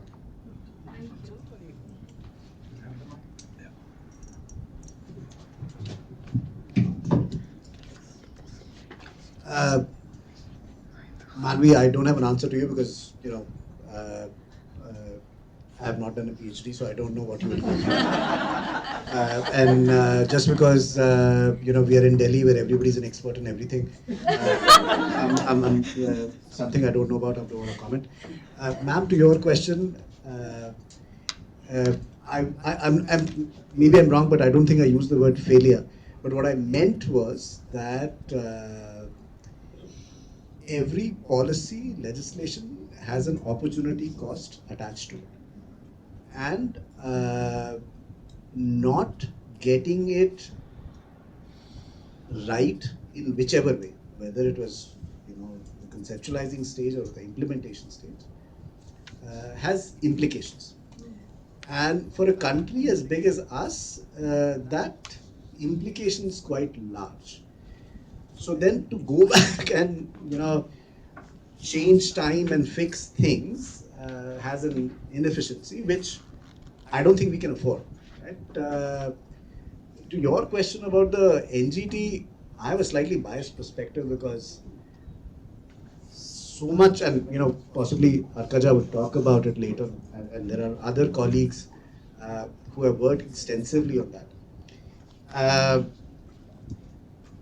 I think some of those NGT actions are like, policy is not supposed to be knee-jerk. The idea of policy is that's a thought-out, reasoned, proactive response to something. So every time Delhi goes through pollution and all of those things are implemented, or vehicles are picked out of people's homes and taken to dumpsters, it sometimes reminds me of the fact as to perhaps these are not policy processes, or perhaps these are not reasoned processes. These are, I came in this morning, I had a problem to deal with, I dealt with it, I went back. Tomorrow when that problems come again, I'm going to do it again. That's not what policy is supposed to be about.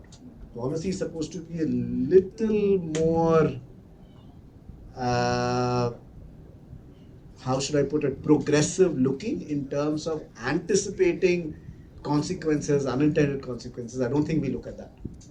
We implement and then say, 5 years down the line, there's going to be somebody else's problem, or when I get shifted out of this department, somebody else will pick up the things. So the final thing that you asked, very briefly, so you're talking about the marginalized. It's not so much the marginalized as the unserved. Access to something, access to opportunity, access to education, access to credit. Look, banks are not supposed to do the final last mile. Banks also have a very major fiduciary role to you as a depositor in a bank. The banks should be very, very careful in lending. Yeah, because otherwise, the bad loans we've gone through that experience. So banks have to be very, very cautious. This is not the bank's job to try to fill that gap. So this is where a lot of what you said, the public-private partnership, say for instance, the government's interest rate subvention. So the government pays 2% interest, 2% of the total interest cost. That is the actual cost. So you need to be very careful of how much can banks. Having said this, banks are now really trying, by partnerships, by various, the use of technology, use of data, to try to get into, because we see an opportunity. You see, it's not just a social service that banks are doing, there is an element of that, but there is a business opportunity in targeting this bottom of the pyramid segment. So that's the case. One last final thing in terms of any policy is that the outcome should be very measurable. Because if you can't measure what you're doing, that is a problem, because it's only when you can measure, when you can see the policy is working or not working or what to do. But together with this, to ensure that policy is sustainable, policy or whatever, Chakshu, as you mentioned, so whatever this process, you also need to figure out what are the inputs into this policy, so that to be able to ensure that the policy and the actions that are going are actually sustainable over a period of time. Yeah, so that's. Thank you so much, and I think there are more questions, but I've got signals to. So probably we'll have to wind up, but I request all of you please stay back so that we can have an interaction after the next panel also. And one of the main, one of the best quotes I heard after entering JGU is a good theory is very practical. So it stayed in my mind, and I thought that's also a takeaway from this discussion. And thank you so much. Thank you so much. There are so many questions. I'm sorry to just have it short like this. And please stay back with us for the next panel. Thank you, Gayatri, and thanks all the distinguished panelists for the time and such engaging discussion. Really. We have our next panel now, Experiences and Pedagogies of Development Practice in India, moderated by Dr. Preeti Krishnan, Associate Professor, Jindal Global Law School. And in this panel, we have Dr. Partho Mukhopadhyay, Senior Fellow, Center for Policy Research. Sir, please take seat.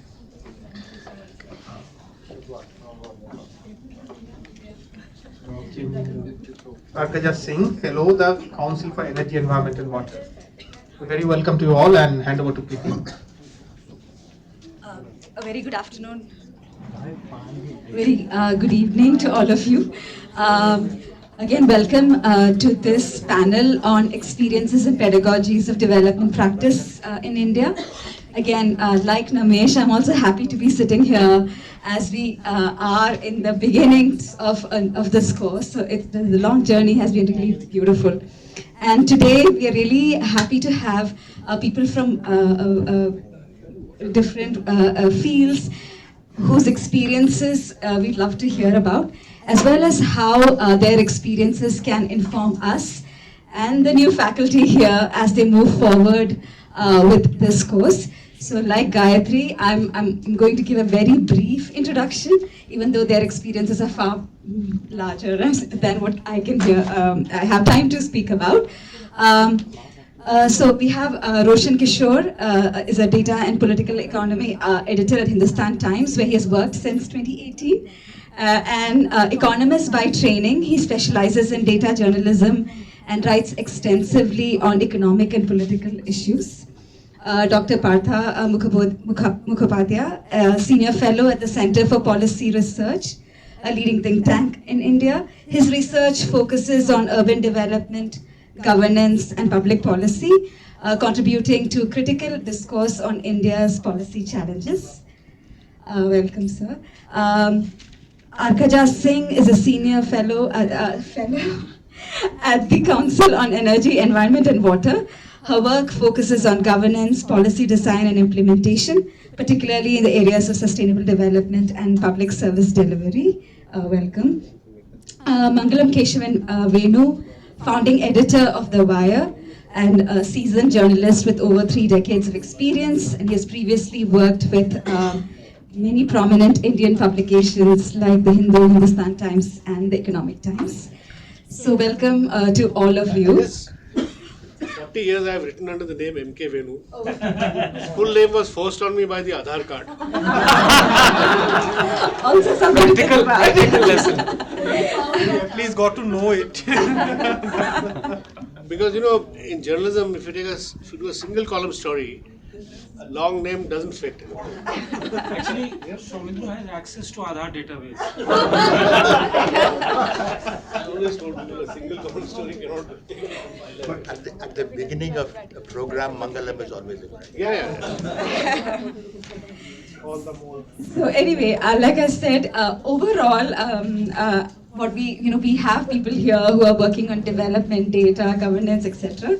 So we are looking forward to hearing your thoughts, both about your experience and the evolution of development practice, as well as how your experience can inform a program like ours. So I'll start with Dr. Partha. Given your experience in urban research and in infrastructure financing, etc., what are some of the things that you believe that a course like this can include and consider to inform our students as they move forward in a career in development? Thank you, Preeti. The two things, right? Can development practice be taught, or does it have to be actually experienced? Can practice be something taught? And if you look at that, it's there is the IHS, which is now coming up, is looking at urban practice. There are professions, the architecture, etc., which teach practice. So, in a sense, it is not as a pedagogic approach. What one learns from these other disciplines about how do you teach the world of practice is an important part of the story. So, but you will discover this going along. And what I would like to sort of focus on is how I came back in '95, and my first experience then was something that's even relevant today, was about trying to, 95, there were about 3-4 years into our reform process. The Council for Scientific Industrial Research they were trying to make it more market-oriented. And Mashelkar was then the chair, and Bhojwani was the director here. And I and another gentleman from the World Bank were tasked with trying to help them think through what it meant to think about an innovation ecosystem and make it more market-friendly. And what we found out then, and that process I then sort of observed over time, is these things take time. And that's what I think. And the second thing is that we learned a lot about the need, Deepanshu mentioned this right at the beginning, the need to listen. So as you engage with your communities, it's important for us to listen to what people are telling us and then try and use theory to try and solve a problem. And the second thing that I will tell you is that it takes time. And Chakshu is absolutely right that when you have to do things over, there are costs. But there are opportunities to do things over. So when we first started the highway program in this country, the National Highway Development Program, and it was set up by something called the Prime Minister's Infrastructure Task Force on Infrastructure, which was tasked with highways, airports, and ports. And NHI was then a small building in, I think, French Colony. What we ended up designing at that point in time was a new way of contracting for roads, which went ahead and been called the annuity model at that point. It was Bharti Ramola from Pricewaterhouse and us, and that incarnation was IDFC, and we worked with the government to try and evolve this particular model going forward. Over time, the government was reluctant to fully move in that direction and said, no, we should make this more market-oriented, collect tolls, give the toll risk to the person who's operating the road. And then the 2008 crisis happened. A large number of these projects failed because the toll projections, the traffic projections on which the roads were met didn't happen, and the projects collapsed. And that led to a setback in infrastructure processes. About 2005, we had then suggested, yes, let's do a balance of these things, mixing the toll and the annuity. But that idea lay within government for a very long time until another government took over and they wanted to revive stuff. And they were not bound by previous decisions that were made. And that's what led later on to the start of the hybrid annuity model, which was then used extensively in the highways and then also for the National Mission on Clean Ganga for using the sewage treatment plants and structure. The time between when we first advanced the idea and the time when they actually were taken up was about 10 years. And a lot of those decisions that were made in this 10 years, and these are not, you must realize that this is not about the government having any mal intent. They just simply have, looking at the world differently from the way that you're looking at. There's perfectly reasonable structures to this, only when the situation evolves that you realize which world you are in. And governments, like anybody else, can make mistakes. So, but if you keep engaging and you keep listening and keep the dialogue on, it's possible that sometimes you realize you need to do that to build your own credibility. So the second thing that I would like to do is not just engagement. The second thing is about ethics and where you're coming from and why you are advancing a position that you're advancing. Again, for that, it's extremely important to have theory. So we were proposing the annuity structured model not because we said it would be easier for the banks, but it would be simply the fact that you transfer risk to people who can control the risk. Does a road operator control the number of cars which are coming on that road? That person does not, because that depends on broader economic growth structure. It's boom, lots of cars. It's a slump, fewer cars. So if that person cannot control the number of cars, should that risk be transferred to that person? That's the question, right? So that comes from a theoretical structure of who should bear what risk. So finally, I'll finish with the urban story. So, and this again sort of then ends up, the third thing I would ask you to teach is the importance of building and maintaining relationships. So it's important what you know, but occasionally it also becomes important as to who you know. Right? And the who you know story is 2006. Three little children got run over by a bus in Delhi, roughly around this time, I think it was March. The court suddenly got very agitated and said, something has to be done. The Chief Minister of Delhi at the time, Sheila Dikshit, at that time, roughly about 10 people a month got killed by buses in Delhi. 15, 10.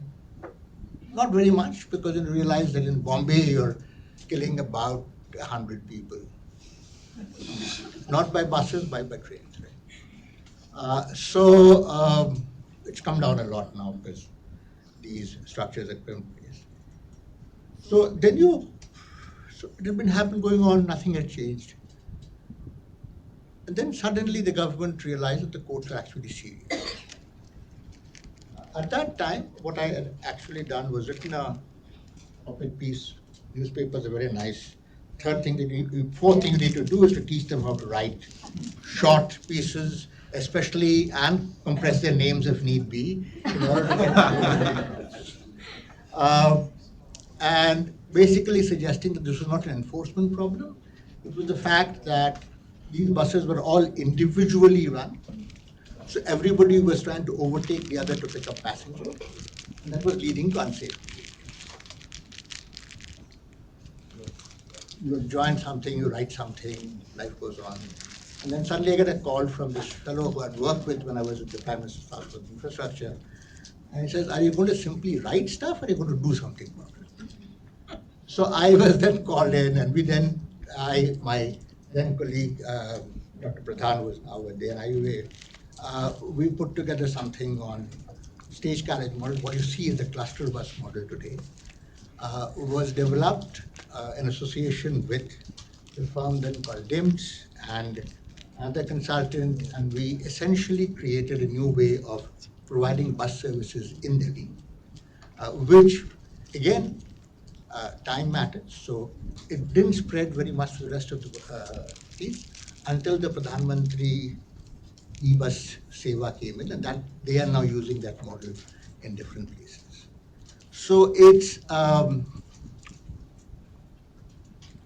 in that particular case, your initial interactions with somebody builds that credibility that then enables that person to say, this person is a useful voice to have in the room, because whether you agree or disagree, I'm going to get a perspective that helps me see the problem in a particular way. Right? And again, you need that mix of theories so that you know where you're coming from, because if you only focus on practice, it's always vulnerable to the accusation that is a one-off instance, and you don't ever have a framework to answer why what is happening is happening. So that mixture of experience and what you call pedagogy, which is in structures and places, very important if you want to get the program. Thank you, Dr. Bhaskar. This was very insightful because, I know we keep speaking about practice, but it doesn't mean that, we forget the theoretical framework that determines how this practice of the policy will evolve. And thank you also for reminding us about time and the need to listen, because sometimes students also, when they hear all the problems, they want a solution so quickly. And so this is a reminder for us and as faculty, for us to remind the students as well. Thank you so much. Now I'll move on to Roshan Kishore. As somebody who works with research, data, and I think contemporary times we have a lot of conversation on data and the skepticism on data, how do you think a program like this and in development practice data and data journalism can be included in programs like this?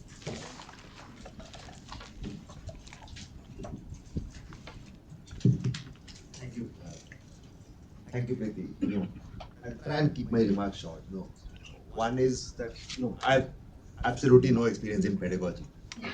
As a journalist, I experience the world on a daily basis. So almost all of what I say is going to come from there.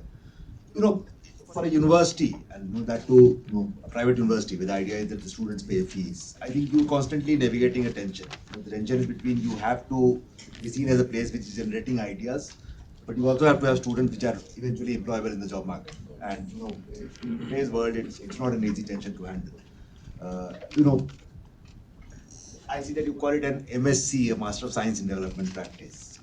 I mean, to call it a specific science, uh, is a slightly provocative thing today, because I mean, look at the world today. What has happened since Donald Trump has come in the US. Almost all of development A's, as the global South has known it, is probably going to disappear. Perhaps suddenly rather than gradually.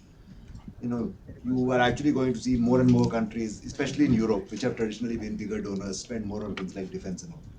So, setting up and pardon me for being so pessimistic, like a development practice program is like setting up a dinner stall when it's peak winter. But that doesn't mean that, genuine concerns around development in a country like ours, if you are actually, having an ambition to, have students from other countries in the global south, those concerns will remain. The question is, how do you address them? I think it will not be a bad idea to brainstorm among yourself. That anything which talks development today should actually, you could probably have a vanguardist advantage. That actually take this head on, because this is coming. The more entrenched, the more successful, the more old an institution is, it takes more time to sort of change. Because for something like the UN or somebody else, it will take a lot of time to change their rhetoric, change their policy, etc. But if you're dealing with young students, if you're dealing with early career, mid-career professionals, which I think is what the intended crowd here is, it will not be a bad idea to do this. That's one thing which I wanted to make. And development aid might not be as forthcoming as it was earlier. In a country like ours, even when development aid was there, the experience of the last few years tells us that it was not very easy to access that aid. Partho is here. What's happened to CPI, we know. So India has this added complication, which will only become more difficult now. The question is, how do you understand this? The idea is not to say that doomsday is here, nothing's going to happen, because you actually have to employ whatever existing knowledge you have, empirical and theoretical, and try and find a workaround around it, which is going to be all the more challenging, I think, today. As a journalist, as somebody who runs a data journalism team, who does data journalism himself, where does development come into my thing? I would frame it at a more common level. I mean, journalism for me is basically, I mean, first and foremost, you have to have the imagination, because you can have all the tools, you can have all the domain knowledge, but this is something which you write at a very high frequency basis, perhaps daily, couple of days, every day. So the basic challenge is always, what do you write, rather than how do you write it, or where do you find the resources to write it. Imagination is something, I mean, I don't think you can teach somebody. I mean, even less so perhaps, in 3 trimesters. These are things which take time. These are things which people have an attitude for. Develops gradually. But just imagination is not going to cut it. In an age where you actually do a lot of journalism, the kind of election data we handle, Shamindra has developed data sets which we handle. It was unimaginable 10 years ago. I'm not saying I am the one who is doing it, but basically, the technology, the knowledge in academia, the use of internet, softwares, etc., they've all aligned together to make this beautiful positive externality, which has actually made this possible. So that's there. You have to know the tools. Somebody in my generation, I don't know how to code, but fortunately I have younger people in my team who know these tools. Otherwise, you would not be able to do this. For a student who's hitting the job market today, this is absolutely essential. You can't say, I don't know, it's not going to work. But like I said, just tools are not going to cut it. You actually have to have a basic theoretical understanding, a basic broad brush narrative. Because if I'm looking for a journalist, I'm not like looking at the reading list he or she has sort of read. I'm not interested in those 10 pages of reading list. I'm interested in the ability to make a more broad brush picture, zoom out and zoom in as per the newsroom's requirement and things like that. And that, like I said, comes from probably, a broad understanding of the society and political economy we function in, what is happening today, what is it going to be tomorrow, what is going to be, like, say, a month from now. So all of these things combined, I think, which will make what I think can be an effective development practice program. all of you are more skilled than I am, so I leave it here. Thank you so much, Roshan. I actually, it was interesting to think about generating data as an imaginative project. Not too much, right? In that sense, but and also when we think about when we have courses on research design, and again there too, to think about data moving up, down, close enough, what level, all of that. So I think thank you for that. I would like to now move on to Arkaja Singh. So again, in your work, in state capacity, governance, etc., again, what might be some insights you'd like to share with us?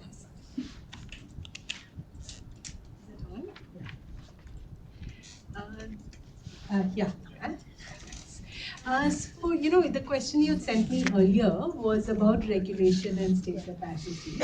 And I'll come back to that only, first of all, to say that, state capacity, regulation, it used to be, people used to say political will. These are all like really empty terms. And people use it very often. There are words that depending on which newspaper you read, they're used in op-eds a lot. When people want to, not really explain or not really think about certain things, they put it into these boxes. And so, I'll come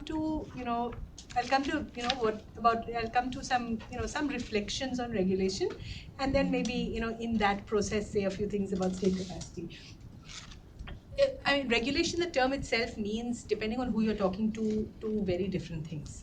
It either means specific kind of creating these enclaves of market-oriented regulatory capacity in the state, creating certain kinds of, it's a kind of, enclave of policy making where which is oriented towards certain kinds of market situations which are high priority enough and formal enough and organized enough to be regulated in some way. And that's what those statutory regulatory authorities are mostly about. But regulation more widely to lawyers and social scientists also is control over social and economic activity. And, from a lawyer's perspective, it would be a little more the administrative control over economic activity and economic and social activity. So distinguishing it from specifically judicial activity. And so the NGT, because the NGT has been in the room with us for a bit, the NGT does, it was conceptualized initially in these kind of broad terms as judicial and regulatory. And the NGT does a fair amount of regulatory activity, but actually it's really using only judicial tools. And that's the problem, that's the large kind of structural problem with the PIL form and with the NGT form. It's also in some ways a kind of structural problem with the pollution control approach, which is, things are so bad and it's always so urgent that you don't consider anything else, and you don't consider things systemically, you don't consider whose interests are at stake and how those impacts are how the impacts of your decisions are going to be distributed across society. So there's this kind of urgency to policy making, which is sometimes a problem. Now, I'll give an example of how people thought they would step away from that kind of, urgent, scattered, ad hoc decision-making processes, because a discourse around air pollution in the National Capital Region led to the formation of the Commission for Air Quality Management.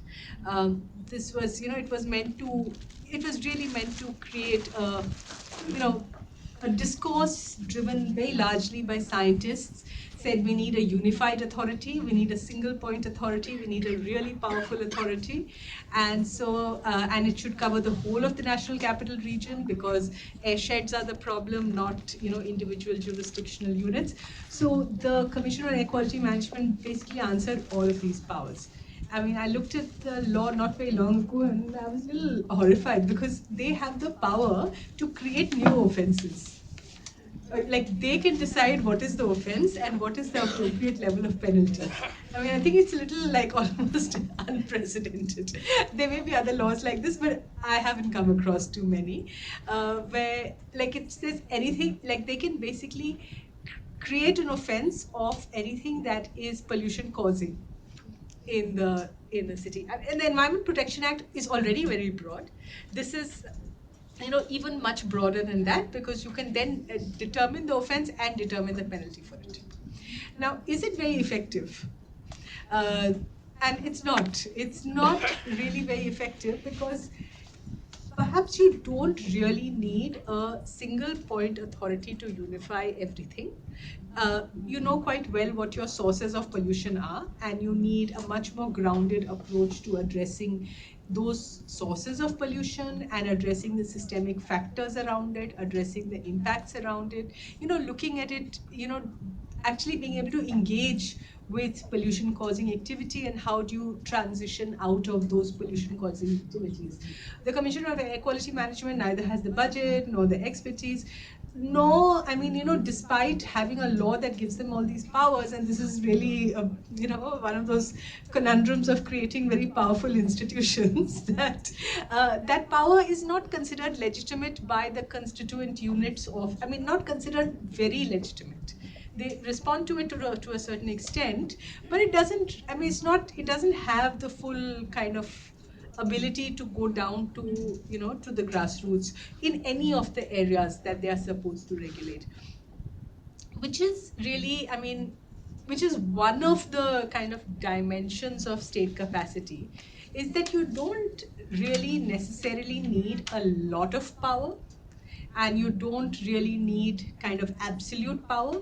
What you need is reasonable levels of power with reasonable controls and reasonable kind of structures of deliberation and course correction, and that's, so it's the ability. And so it's, I would think of state capacity as really the ability to be reasonable and get your work done, not just to get your work done. It's just, I'm saying this, in a light way, but it's because, the terms, it's really to kind of really question what the term state capacity means. Often, it's really used by people who say, government can't, it's also global south type of, how do you deal with the development problems of the global south? They don't have state capacity. They didn't have political will. Now they don't have state capacity. So yeah, I'll end over here, because it's just provocation actually to, that's, so.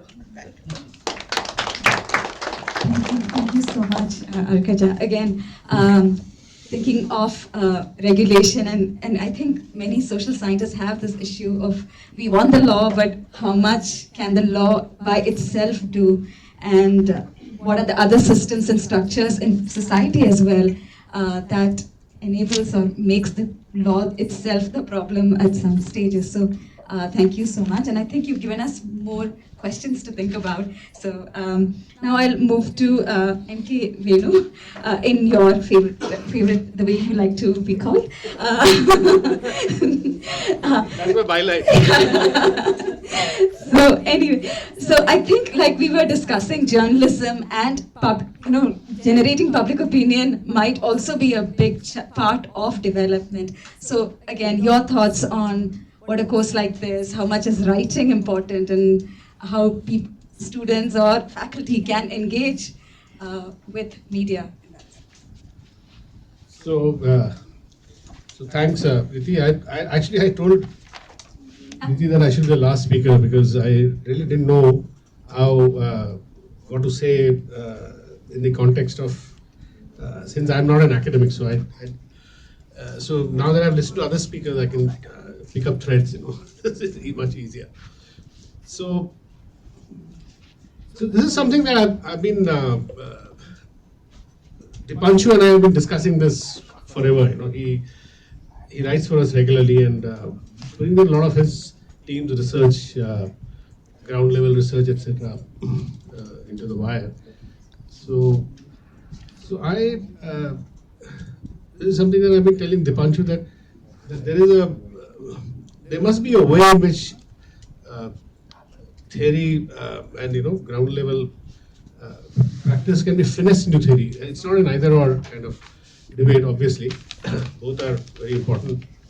But when it comes to the outcome of policies, and outcome of theory in development, when you want to test it on the ground,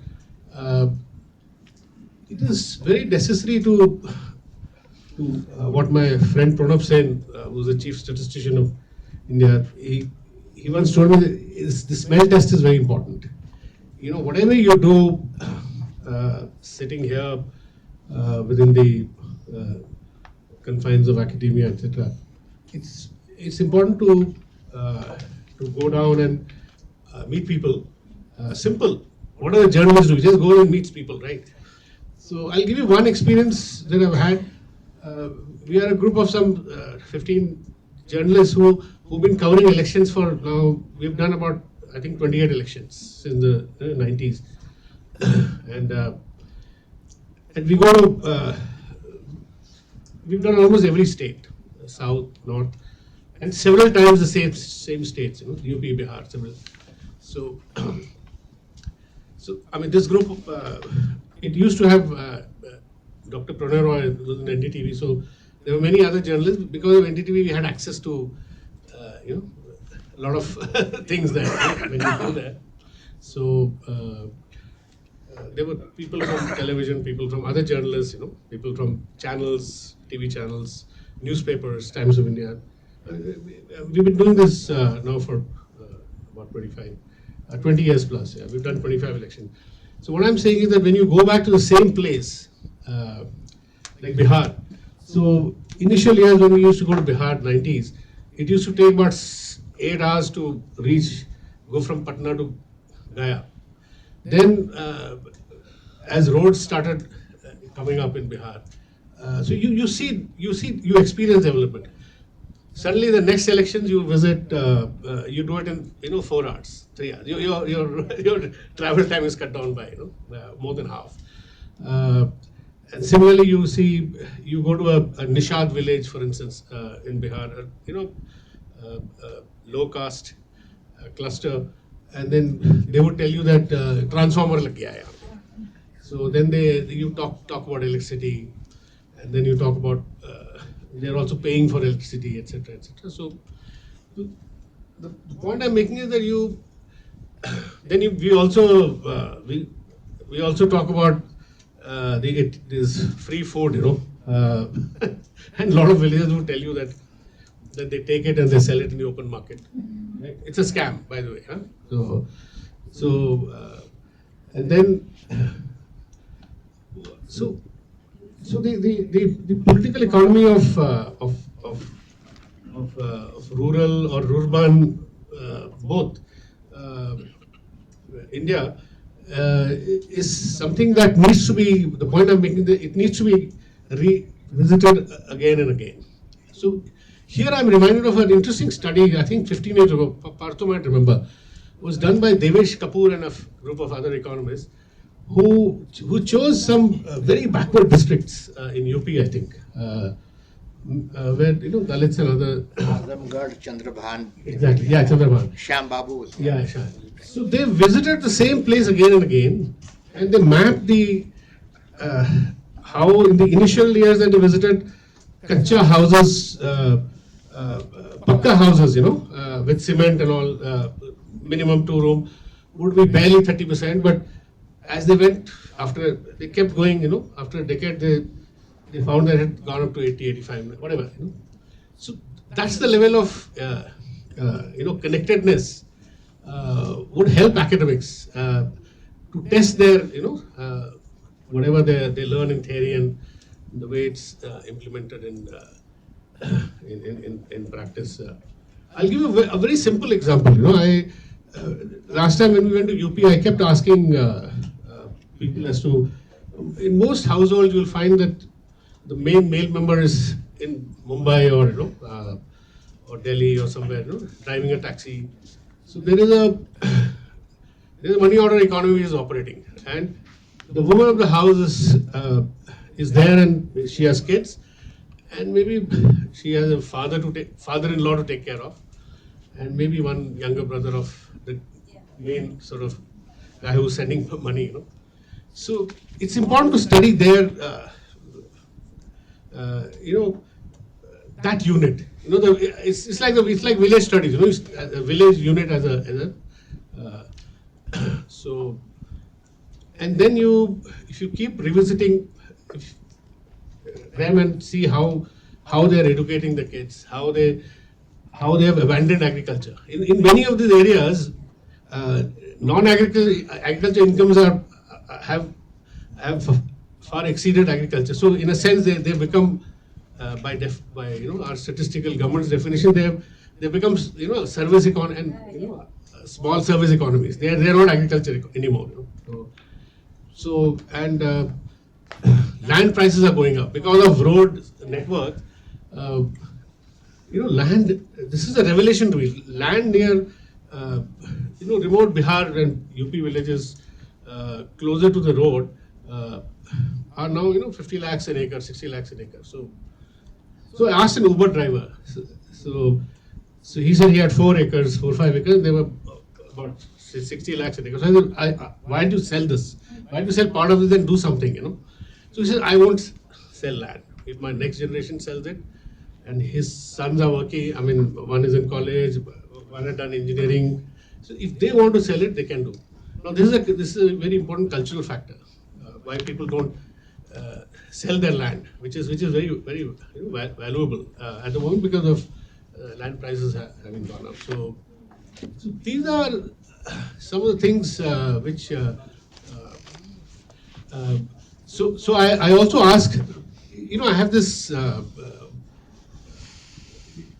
If you ask Uber drivers who are basically from UP and Bihar, they will tell you that they have some 2-3 acres which they are not tilling.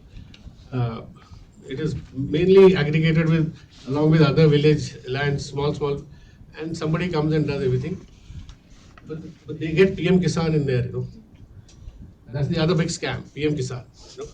I know guys in my colony where I live in Vasankoj, they keep getting PM Kisan and they've never tilled. They've never spent a day in their lands. So that of course, I mean, I'm just saying that there is a how you can test the policies at the level of it's very easy and technology has made it easier. So finally, I'll conclude by saying that there's a professor at Columbia. Social policy she teaches. Neeraj Kaushal, she was my colleague at the Economic Times back in the 90s. She left journalism and became an academic, did a PhD at New York University, and now she's a tenured prof. She had this idea, so I'm just throwing this at whoever is, maybe Deepanshu can. She said that she wanted to study, especially in the heartland, in UP, Bihar, etc., the money order economy and how the families, how they live, where the male is not there, and the woman is essentially taking care of the kids, and they are being put through good education, private education, by the way. And she said that she would like to use technology, video contact, if not physical contact, maybe once in 2 years, 3 years, but and to keep in touch with those households, sample households, and figure how the family, the development indices, human, how it's evolving among them, Something like that would be I think would be very useful, especially when you have technology to, So.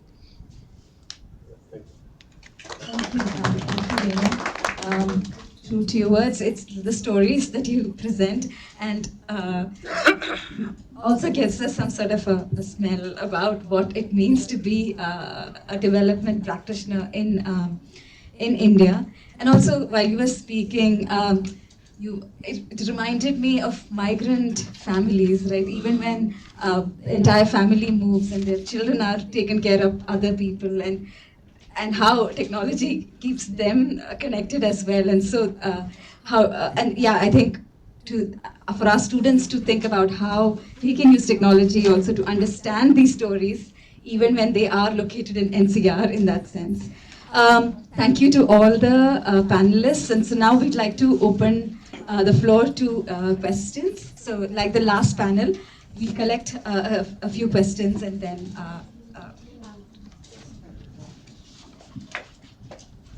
So I am doing PhD in law from Jindal Global Law School. I got that there are various problems that you have talked about, sir and ma'am, everyone. Uh, I get it. We have to research and everything. Look into the who the stakeholders are, and we have to go to the households also as well as. So, how to deal with the personal biasness that comes within, and also when we are talking to talking to some stakeholders, why will they engage with us? What is their how? What will they get? What is their incentive?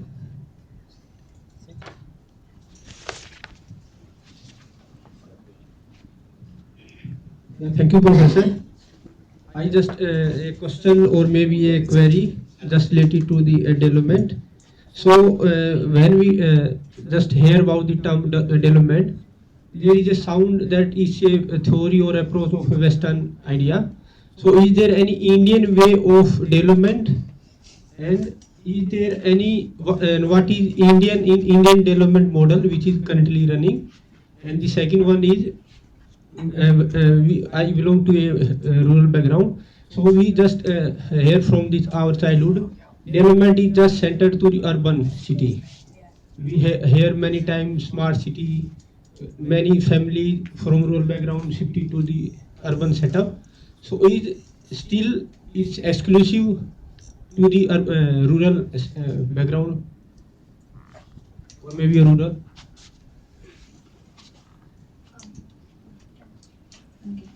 Hello, good evening. I am Khyati. I have recently started my PhD and I am from Jindal School of Government and Public Policy. And my question is to both ma'am and Renu sir. So basically, I could imagine you at two ends of the feedback process in the policy cycle. Okay, so there's a term that we would discuss back in our masters, a term called policy stickiness. That a policy, change is really difficult to come in a policy once it's already implemented. Of course, in the last panel as well, it was discussed. So you have so much of feedback that you can gather from the field, right? Why is it so difficult for us to implement that feedback in the policy formulation process? And do you have any suggestions per se, or something that could that we as policy students could implement, or in courses such as development practice, we could instill in ourselves as a skill that in later years maybe would be very helpful to facilitate the feedback mechanism.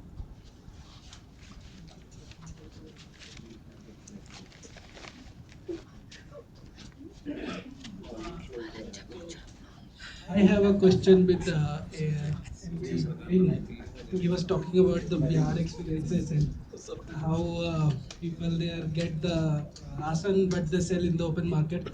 As a person coming from rural background, I have also seen these.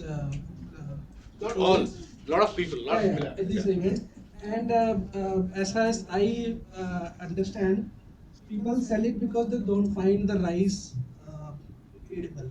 Like they find the quality is poor, and there is a perception that these poor quality rasan come because there's a lot of corruption is going on in the system. So the corruption is also a factor, and in the practice, from the policy to the practice, which makes somewhere the corruption also corrupt.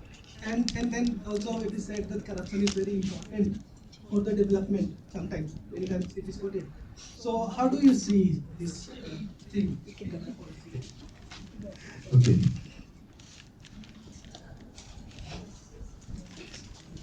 My name is Shwetank, and I come from an organization called Tal Beehive, and we call ourselves knowledge curators. Something very elementary. I mean, why do we need a development practice when we have so much of theory. So what is this slip between the cup and the tea? And if I just look at all the examples that have been shared, be it of the banking system or the policy or the IGT or NGT and everyone, or for that matter this, and I have only one answer. You know, this theory is implemented in practice by people. Or Chakshu spoke of cost, and I was thinking, how many of us would be thinking cost in monetary terms? Whereas I think what he was referring to was human costs, the impact on people. And I think the difference between the theory and the practice is the human behavior. But somewhere, I think, and you spoke quite about behavioral models. Somewhere behavior has been taboo. Human emotions have been taboo. And economists are quite a big group to blame because we start with rationality. But in reality, that's not. So we are completely emotional beings. So I just hope that this development practice course that you are running, and because you're calling it interdisciplinary, has a significant amount that talks about human psychology, social psychology, human behavior, because that's the difference between the theory and practice. Unfortunately, we don't speak of motivations. Somebody makes a policy. Theoretically, when we say it's nice and things, but what's the motivation behind creating the policy? What's the main motivation of people sitting here? What was the motivation of you wanting to speak at the end? And why do I want to speak here? That's what really drives us. That's what drives us as a society. But it's taboo. We don't speak about our emotions. We don't acknowledge them. And that's what really impacts our behavior. So practice, if you're designing it, I would request, please do incorporate that as a learning thing. Last question, and that's about it. I'm so sorry. We'll have to. I am Lokesh from CEC, Center for Education and Communication. We are working as a civil society organization on labor rights really. दोनों ही panel मतलब बहुत कुछ सीखने के लिए और बहुत सारा इको कर रहा है जो हम लोग काम करते हैं. एक चीज़ जो मुझे it's not for panels like panelist but in general for this kind of course क्योंकि ऐसा नहीं है कि डेवलपमेंट स्टडीज़ नहीं है हमारी यूनिवर्सिटीज़ में और प्रैक्टिस का component as a field work तो रहता है वैसे. तो एक आज मुझे चर्चा में जैसे मे बी मैंने मिस किया हो कुछ पॉइंट्स, लेकिन जहाँ पॉलिसी एक तरह से डेवलपमेंट में बहुत इम्पॉर्टेंट दिख रहा है या डेटा दिख रहा है, वहीं पे अदर देन गवर्नमेंट का डेवलपमेंट प्लान के अलावा लोगों का क्या रोल है उस विकास में, मुझे लगता है वो बहुत सारा हिस्सा ऐसा है जो चाहे वो रूरल है चाहे अर्बन है, बहुत सारा इंफ्रास्ट्रक्चर जो है वो लोगों के ज़रिए और वहाँ पे किस तरह के चैलेंजेस हैं. जैसे पिछले पैनल में भी और इसमें भी इन्वायरमेंट के मुद्दों पे बात हुआ. अगर हम क्लाइमेट को कार्बन एमिशंस की बात कर रहे हैं तो बहुत सारे पॉलिसीज़ आ रहे हैं बट उसमें जस्ट ट्रांजिशन मतलब के तौर पे सिर्फ ग्रीन जॉब्स की बात है, लेकिन ग्रीन जॉब्स की स्किलिंग के कॉन्टेक्स्ट में या जैसे मैं अगर छोटा सा एग्जांपल लूँ जो रूरल अर्बन और एनसीआर दिल्ली को बहुत इफेक्ट करता है, ब्रिकलिन सेक्टर एक तरह से जहाँ कहा जा रहा है कि बहुत पोल्यूशन क्रिएट होता है, तो उसमें लेकिन अगर उसको बदलने की बात है तो वहाँ टेक्नोलॉजी बता दिया और फिर उसके बाद वहाँ पे वो कैसे चेंज होगा, क्या इंडस्ट्रियल सपोर्ट क्या होगा, वर्कर्स जो हैं जिसमें बहुत बड़ा हिस्सा जो माइग्रेंट फुटलुस लेबर जिसकी बात हम करते हैं वो ट्रैवल करता है विद फैमिली और without family also, both kind of workforce there, पर उनके लिए किसी भी तरह की चीज़ें नहीं हो रही.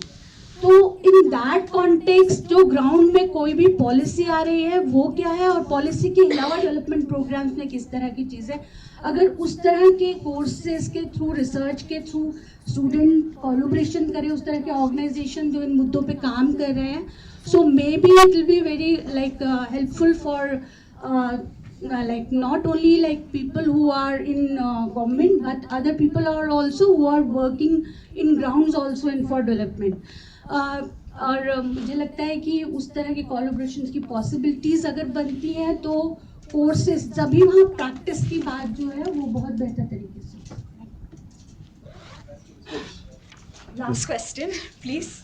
You can go. Hello everyone. Hello folks. My question is not much more.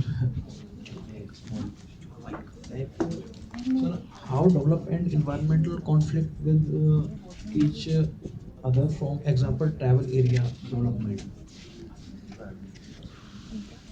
Thank you. Thank you, everyone. So I'm just now going to ask each panelist to respond to the... You can start. Yes, sure. So I can vaguely remember. So I'll make a broader. आप जो करें, you're absolutely right. There has to development paradigm. आप भी बोल रहे थे कि we have to look at, there's a link between what you said and what he asked. So cultural factors, psychological, rooted in our in our system, those have to be understood, which was elucidated in I think Abhijit Banerjee's book Poor Economics, where he gave the example of how in Africa people in the funeral they spend massive amounts of money. They take credit and people drink, and there is a certain ritual, and somebody dies in the family, they go into huge debt, which they spend the next many years to pay. This happens in India in marriages. I'm telling you, in the rural area. Please study why gold. I've been seeing this number, gold. I'm not able to sort of loan against gold. Every small town you'll have gold loans. Has cropped up. You go to Yusuf Sarai, gold loan. Gold loans against gold has gone up from some roughly 2.5 lakh crores in banks to some 11 lakh crores. The latest figure, I think 24. I think Economic Times had carried that figure. It's gone up 5 times, in the last 7-8 years. Something is going on. I don't know what, but it needs to be. There is a cultural factor. Stock market में fund कर रहे हैं. वो gold loan लेके stock market अभी बंद हो जाएगा. This is rural. This is also rural. Rural तो demand में इतना नहीं है ना. नहीं demand का बात नहीं है. Stock market में fund. नहीं sure तो, but there's something else also going on. That's what the RBI thinks. No, I can see that. No, I link it to current. I link it to distress. Income distress in the bottom 70%. Current consumption. A lot of gold loans are being. It could be educating somebody, some kids, family or some, the marriage, etc. Stock market could be a reason, but it could be minuscule. So I mean, these are things which need to be really studied, And the other question about corruption तो है ही. आप नहीं वो तो अगर 10% अगर 10 to 15% goes off and you can deliver about 60-70%, it's a good strike rate. I mean, policy makers have no clue. I've dealt with bureaucrats for 40 years, and I can't tell you. So at least, I mean, maybe it's easy for a journalist to say this because I don't have to take responsibility. But bureaucrats, they mess up. And I'll point to you, corruption ke मामले में, I'll give you one example. Please read a book written by a recently retired finance secretary, Subhash Garg. We also make policy. उसमें एक example है, वो shocking है वो बिल्कुल. And it is shocking because of the manner in which this policy was implemented. He says that one day, Nripendra Mishra, Principal Secretary to PM, calls a meeting of secretaries and he just puts a kagaz. This has to be implemented. No discussion. This has to be implemented. ये जल्दी करना है. Now 2019 में election थे. उसके 6 महीने पहले था कि implement करना है इसको. तो उन्होंने कहा 6-8 महीने पहले. What was it? It was PM Kisan. Because I spoke to Garg. He kind of told me that because they could not give MSP to farmers, which they had been promising for ages, you know, it double हो जाएगा, ये हो जाएगा, ये हो जाएगा, 50% over cost, you know, they've been taking everybody for a ride, right? Then this PM Kisan, उसके बदले ये कर दो, किसानों को कुछ दे दो, you know, अगर if you can't give them a price, which is the most sustainable thing. So Garg said, some bureaucrats said, but what about data? How many farmers? So Mr. Mirbel Mishra had come prepared with that number also, 11 crore. So then some bureaucrats said, ये तो 11 crore तो ज़्यादा है, because as per the last census, it works out only 8 crore. So that means 30 million people more than the figures that were. So some bureaucrats objected. So Mishra said, चलो, let's go with 11 crore. We'll correct. We will remedy this as we go along. So they started with 11 crore people, and then they came down to 80 crore after about in the next 2 years. So he raises this point in his book कि आपने 30 million लोगों को तो दिया, then you admitted that ये ज़्यादा है, कम किया, then who's responsible for that corruption? Who got it? Who were the 30 million who, you know, who got that benefit, PM Kisan benefit? That's why I call it a scam. Yeah. I mean, I have nothing against farmers being, you know, the real beneficiaries getting it, but this is a scam which was aimed at winning elections, just as 80 crore, the way it was announced for the next 5 years, also aimed at winning elections. So that's a different kind of corruption. Anyway, thank you. I'm getting excited. Thank you. Dr. Partha, if you... Sure. So, 2-3 things, right? Let me take examples from here and then I'll sort of quickly come. So, one thing I must sort of, Roshan was very modest, because one of the things your students need to learn is how to tell stories with data, right? What Roshan does is basically takes figures and helps them tell a story. Now, may or may not like, for example, let me take the 2 stories that came up here, right? The figure is gold loans are going up. You can tell the story as Renu is doing, that is because people are dipping into their savings, it's a distress situation. Or you can tell the story, as Shobhata seemed to be doing, that this is about gold being essentially a useless asset, or rather it's not a very productive asset, and I'm going to try and redeploy it and generate more production, right? So I'm going to get more returns, go at low returns, I get high returns. We're all talking about financializing our savings, changing savings from land and gold and things into put them into bank. Without further stuff, you can't distinguish between those 2 stories. But it's important to understand that you can use the same data to tell 2 different stories. And part of the education is about learning to distinguish between this is under these conditions, this can happen, under that condition, that can happen. Similarly, आप corruption की बात करते हैं. I said there's a lot of corruption in lots of places, right? The first thing is, as MK again said, I would be worried if इस scheme में सिर्फ let's say 5 crore लोगों को दिया जाता है, because that would be what we call exclusion error. सच में अगर 8 को मिलना चाहिए और 5 को मिलती है, and usually when people are exclusion error, जिनको मिलना चाहिए उनको नहीं मिलती है, जो सबसे कम है, जो सबसे पावरलेस हैं, वो वहां से निकल जाते हैं. The other way is this over structure, like 11 lakh को दे दी जबकि सिर्फ 8 ही लाख है या करोड़ है. So that's an inclusion error, जो कि वसंत कुंज में वो gets it, pays for the petrol for 1 month or 2 months or whatever it is. But it is more likely because that person is getting 2 months of petrol, the amount of people who should really get it, जिनको मिलना चाहिए था, उन सबको मिल रहा है.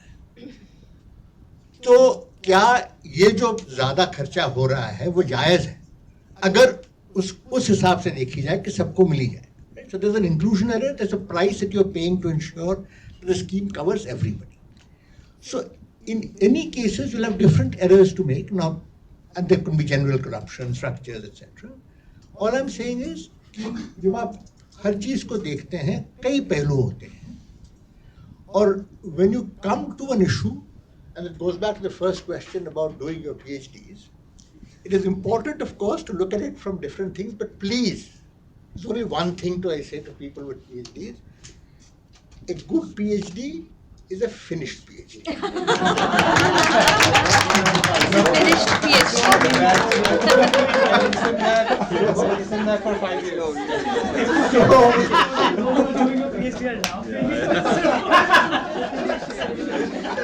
That's the first thing you need to realize.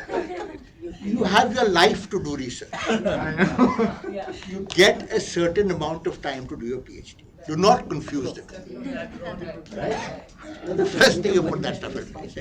So as long as you put that structure together, I think we'll all be in relatively good shape going forward. And absolutely, I think, in terms of working with, I'm hoping that they will definitely work with a variety of communities.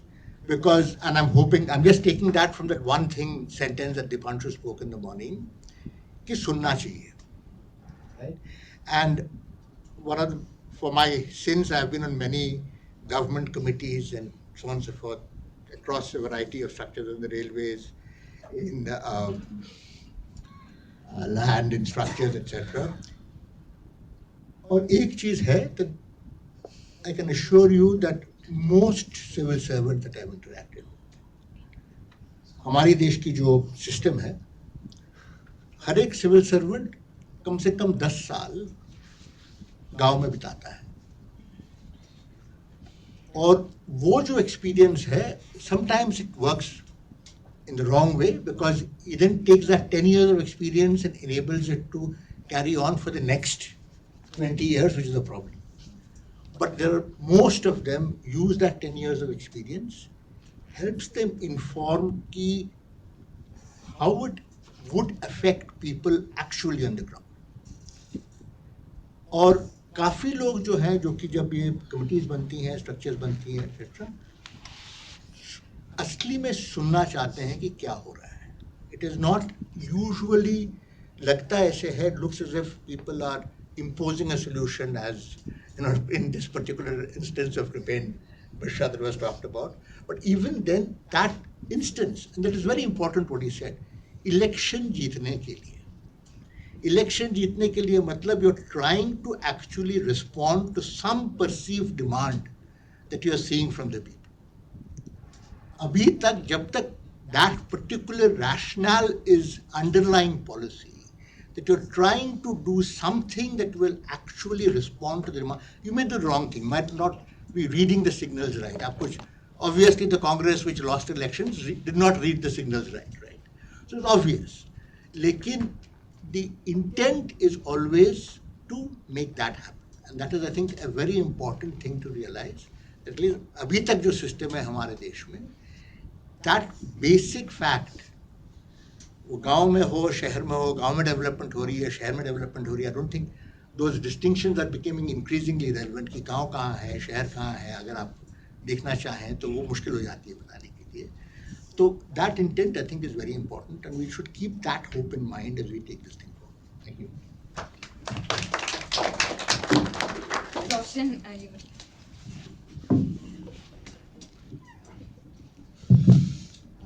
Nobody asked a specific question to me, but I'll just, somebody asked a question about can there be an Indian model of development? I just weigh in on that. I think it's a good question to ask, and I think an Indian model of development actually has to do two things. One, it has to engage with politics. Politics se hatke, you cannot talk about development. And two, that development also has to talk about growth. Because, all of these fancy terms, SDG, this, that, the other, it doesn't mean anything basically. What India needs today is to go from say 6.5% to 8.5% for the next 20 years. If we do that, we are done in a good way. If we do not do that, we are done in a bad way. I mean, the story will basically last for 25-30 years. उसके बाद जो इसको करना है, लिखना है, लिखते रहेगा. This is the window. Anybody who wants to make an impact, intervention, understanding, whatever has to be done. So you have to talk about these two things. अब वो कैसे करना है, क्या करना है, and I think it is a good thing that the political is still sovereign in this country. I would rather have politicians have running the country than IAS or consultants.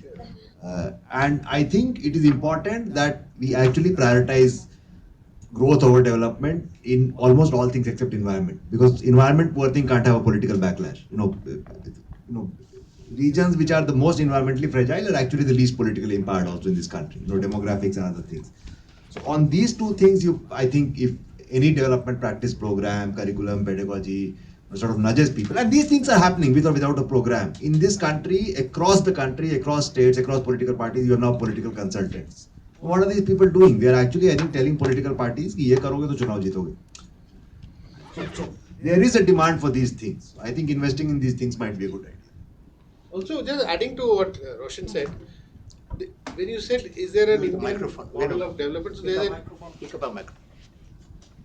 it also in sociological terms, in social science terms, this has been also been talked about. I mean, not now. Even Rabindranath Tagore spoke about. Is there an Indian modernity? Is there an indigenous modernity as opposed to the Western? That we will not be able to figure. In the sense, what is it? There is a cultural factor. One thing that we are getting from this BJP is that development and Hindutva are two sides of the same coin. Now that is a different. That will take you to a different zone, So, but then we have to discuss. We have to understand: is there an indigenous, early developed modernity? I speak after all these master storytellers. There's not. Just a closing reflection, because now we're at the end of this discussion. A lot of our kind of discussion today has gone around. Actually, there are two things I'd like to say. First, to the lady who left, I think, or she back, the lady who spoke about labor unions. We live in a strange world in the sense that with the disappearance of the Indian left from politics, worker organizing is probably more important now than ever before because of the imperatives of environmental change and just transition and the climate change transitions. All of those are actually not possible to conceptualize. How do you manage the social impacts? How do you manage the transition of people within a completely informalized, environment where there's nobody on the other side to speak to and negotiate with? It's one of the tragedies of public policy discourse these days, that the only people who speak about worker organizing are some really ancient people, and it's hardly ever there. It's almost disappeared from the discourse, from the debates, and that was one thing to say. It's not a solution, but just that I really agree with this point. The other, which is this, we've gone around the room in this talk about data and experience and relevance. And what is truth? Does someone tells you something, you look at data, both are really it's actually the kind of play between these two things. And I was for many years at the Center for Policy Research, so I studied law before that. Lawyers tend not to know anything about data, and they tend to not even know the right terminologies to use in relation to data. So luckily I was at CPR, and I learned some of these things from my colleagues Partho and Shavindra. Not that I would ever dabble in it myself, but at least I understand what people mean when they talk in terms of evidence and in terms of data. But I think it's useful for everybody to understand it. But the kind of being able to tell stories with data, to be able to be imaginative with data. People have imagination in different ways, and it's something that, as Roshan says, some people can do it, and it's a highly kind of useful skill in this world. But it's one of very useful skills. It's a critical one in public policy discourse. And I think some of these things about how does one tell when something is failing or working, and how does one disaggregate one thing from another? I think this is where it comes in. But anyway, this was just a kind of thing, in the the question of relevance, or like how to be policy relevant and how to be, useful in this world, is a very difficult one. And really, I mean, in that it's I think you have to just keep doing what you're doing. Sometimes you contribute more by becoming irrelevant also. In the case of many bureaucrats. So that brings us to the close of the second panel. So thank you so much to all the panelists, and specifically ending this panel with a call to labor movements is quite nice. So thank you so much. Thank you.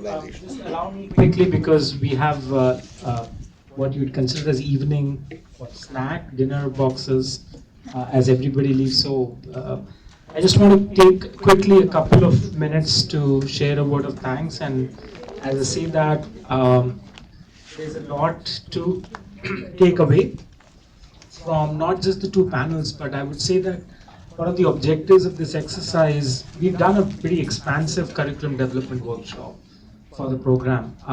There were a lot of discussions, brainstorming sessions we did a month back. But one of the things we didn't do is reach out to what you'd consider as a network of scholars, practitioners, people in Delhi who we would want to engage with students, right? And my hope is, whether it's Roshan, Parthu sir, Devi sir, Alkaja ma'am, everyone has some time that you could share at some period to engage with students. See, one of the things I'm trying to engage, and my Chancellor is not here right now, and there are a few things these can be shared more. I feel students in more elite institutions, there is no lack of intrinsic motivation to learn from what would be voices from grassroots, field-based, immersive learning experience. It's not as if that there are a lot of assumptions about binaries of private, public universities, and for obvious reasons, a lot of that is correct. But as I'm seeing a nature of change, our campus is based in a very semi-urban, very proximate to rural standpoint. Students, those present, some of them in the audience, have been working extensively in engaging with community, because sometimes they don't know how to curate a story. I think it's more about narrations, how you start by curation. The act of perceptive expansion of learning as an experience in education, I feel, is intrinsically the most valuable thing. And I feel with a course focused on practice, it requires for instructors to engage beyond just the faculty who are engaging with students more regularly. But we have a mechanism by which, through a visiting scholar masterclass program, we would like those based in Delhi to have sessions with students as and when convenient. I would want to make and register a special vote of thanks apart from the panelists, because a few of the panelists, we had given a very short window to accept the invite and get back to us.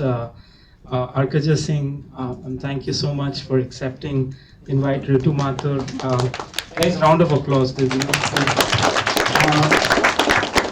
Roshan, thank you so much. And I know we've been trying to have you coming to Jindal. The first start was that I think maybe you started as part of the launch, and hopefully it would allow us to engage more. MK Venu, we get scolded by Venu sir a lot in terms of the stories that are written and when the wire is carrying.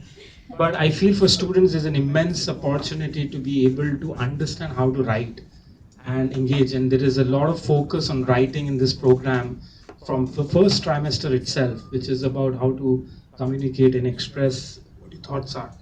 Partha sir, thank you so much. We hope that you can be engaged with us. There are a few mentors who I would consider as silent mentors. Pratap sir was one till the time we started communicating, but for a lot of us who didn't get the privilege to be exposed to Partha sir in a more regular basis, he has been a bastion of a lot of good that has happened to the field of urban studies, and I hope students will benefit. With that, thank you. We have a very special gift. We have a Constitution Museum on campus, which is the first Constitution Museum. It's a site to behold. Clearly something which, as when you come to campus, we'd love to show you around. But we have a gift from the inauguration of the Constitution Museum. We want to share that with each one of the panelists. And with that, as you depart, the boxes and brochures both combined of meals waiting to be given to each one of you. Thank you. Namaskar.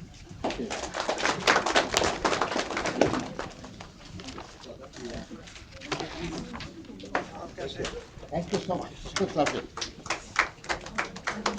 Let's take a one group photo together. Sure. With this. That's Our nice. Vaishnav is not here, so we didn't. Yours. It's a bag with something else. Forgot that. No, I'll skip the bag. Although it's a lovely bag, but it is conditioning. We switched off all that. I think that's a cup or something. Good. You know that thing, yes. You need a bag to take on the I have a bag. Buy vegetables. I do that a lot. I have this wonderful bag. I'm not buying vegetables anymore after Blinkit. Pathur, it was like, I remember having sponsored it after and I was like, oh, the food center नहीं नहीं यार ठीक है यहाँ है तो आ सकते हैं बस वहाँ आने के लिए पूरा दिन बहुत बिगड़ गया दिन भर कुछ नहीं होता है दिस इज डूएबल हाँ बात करते हैं ठीक है थैंक यू प्रीति Bye.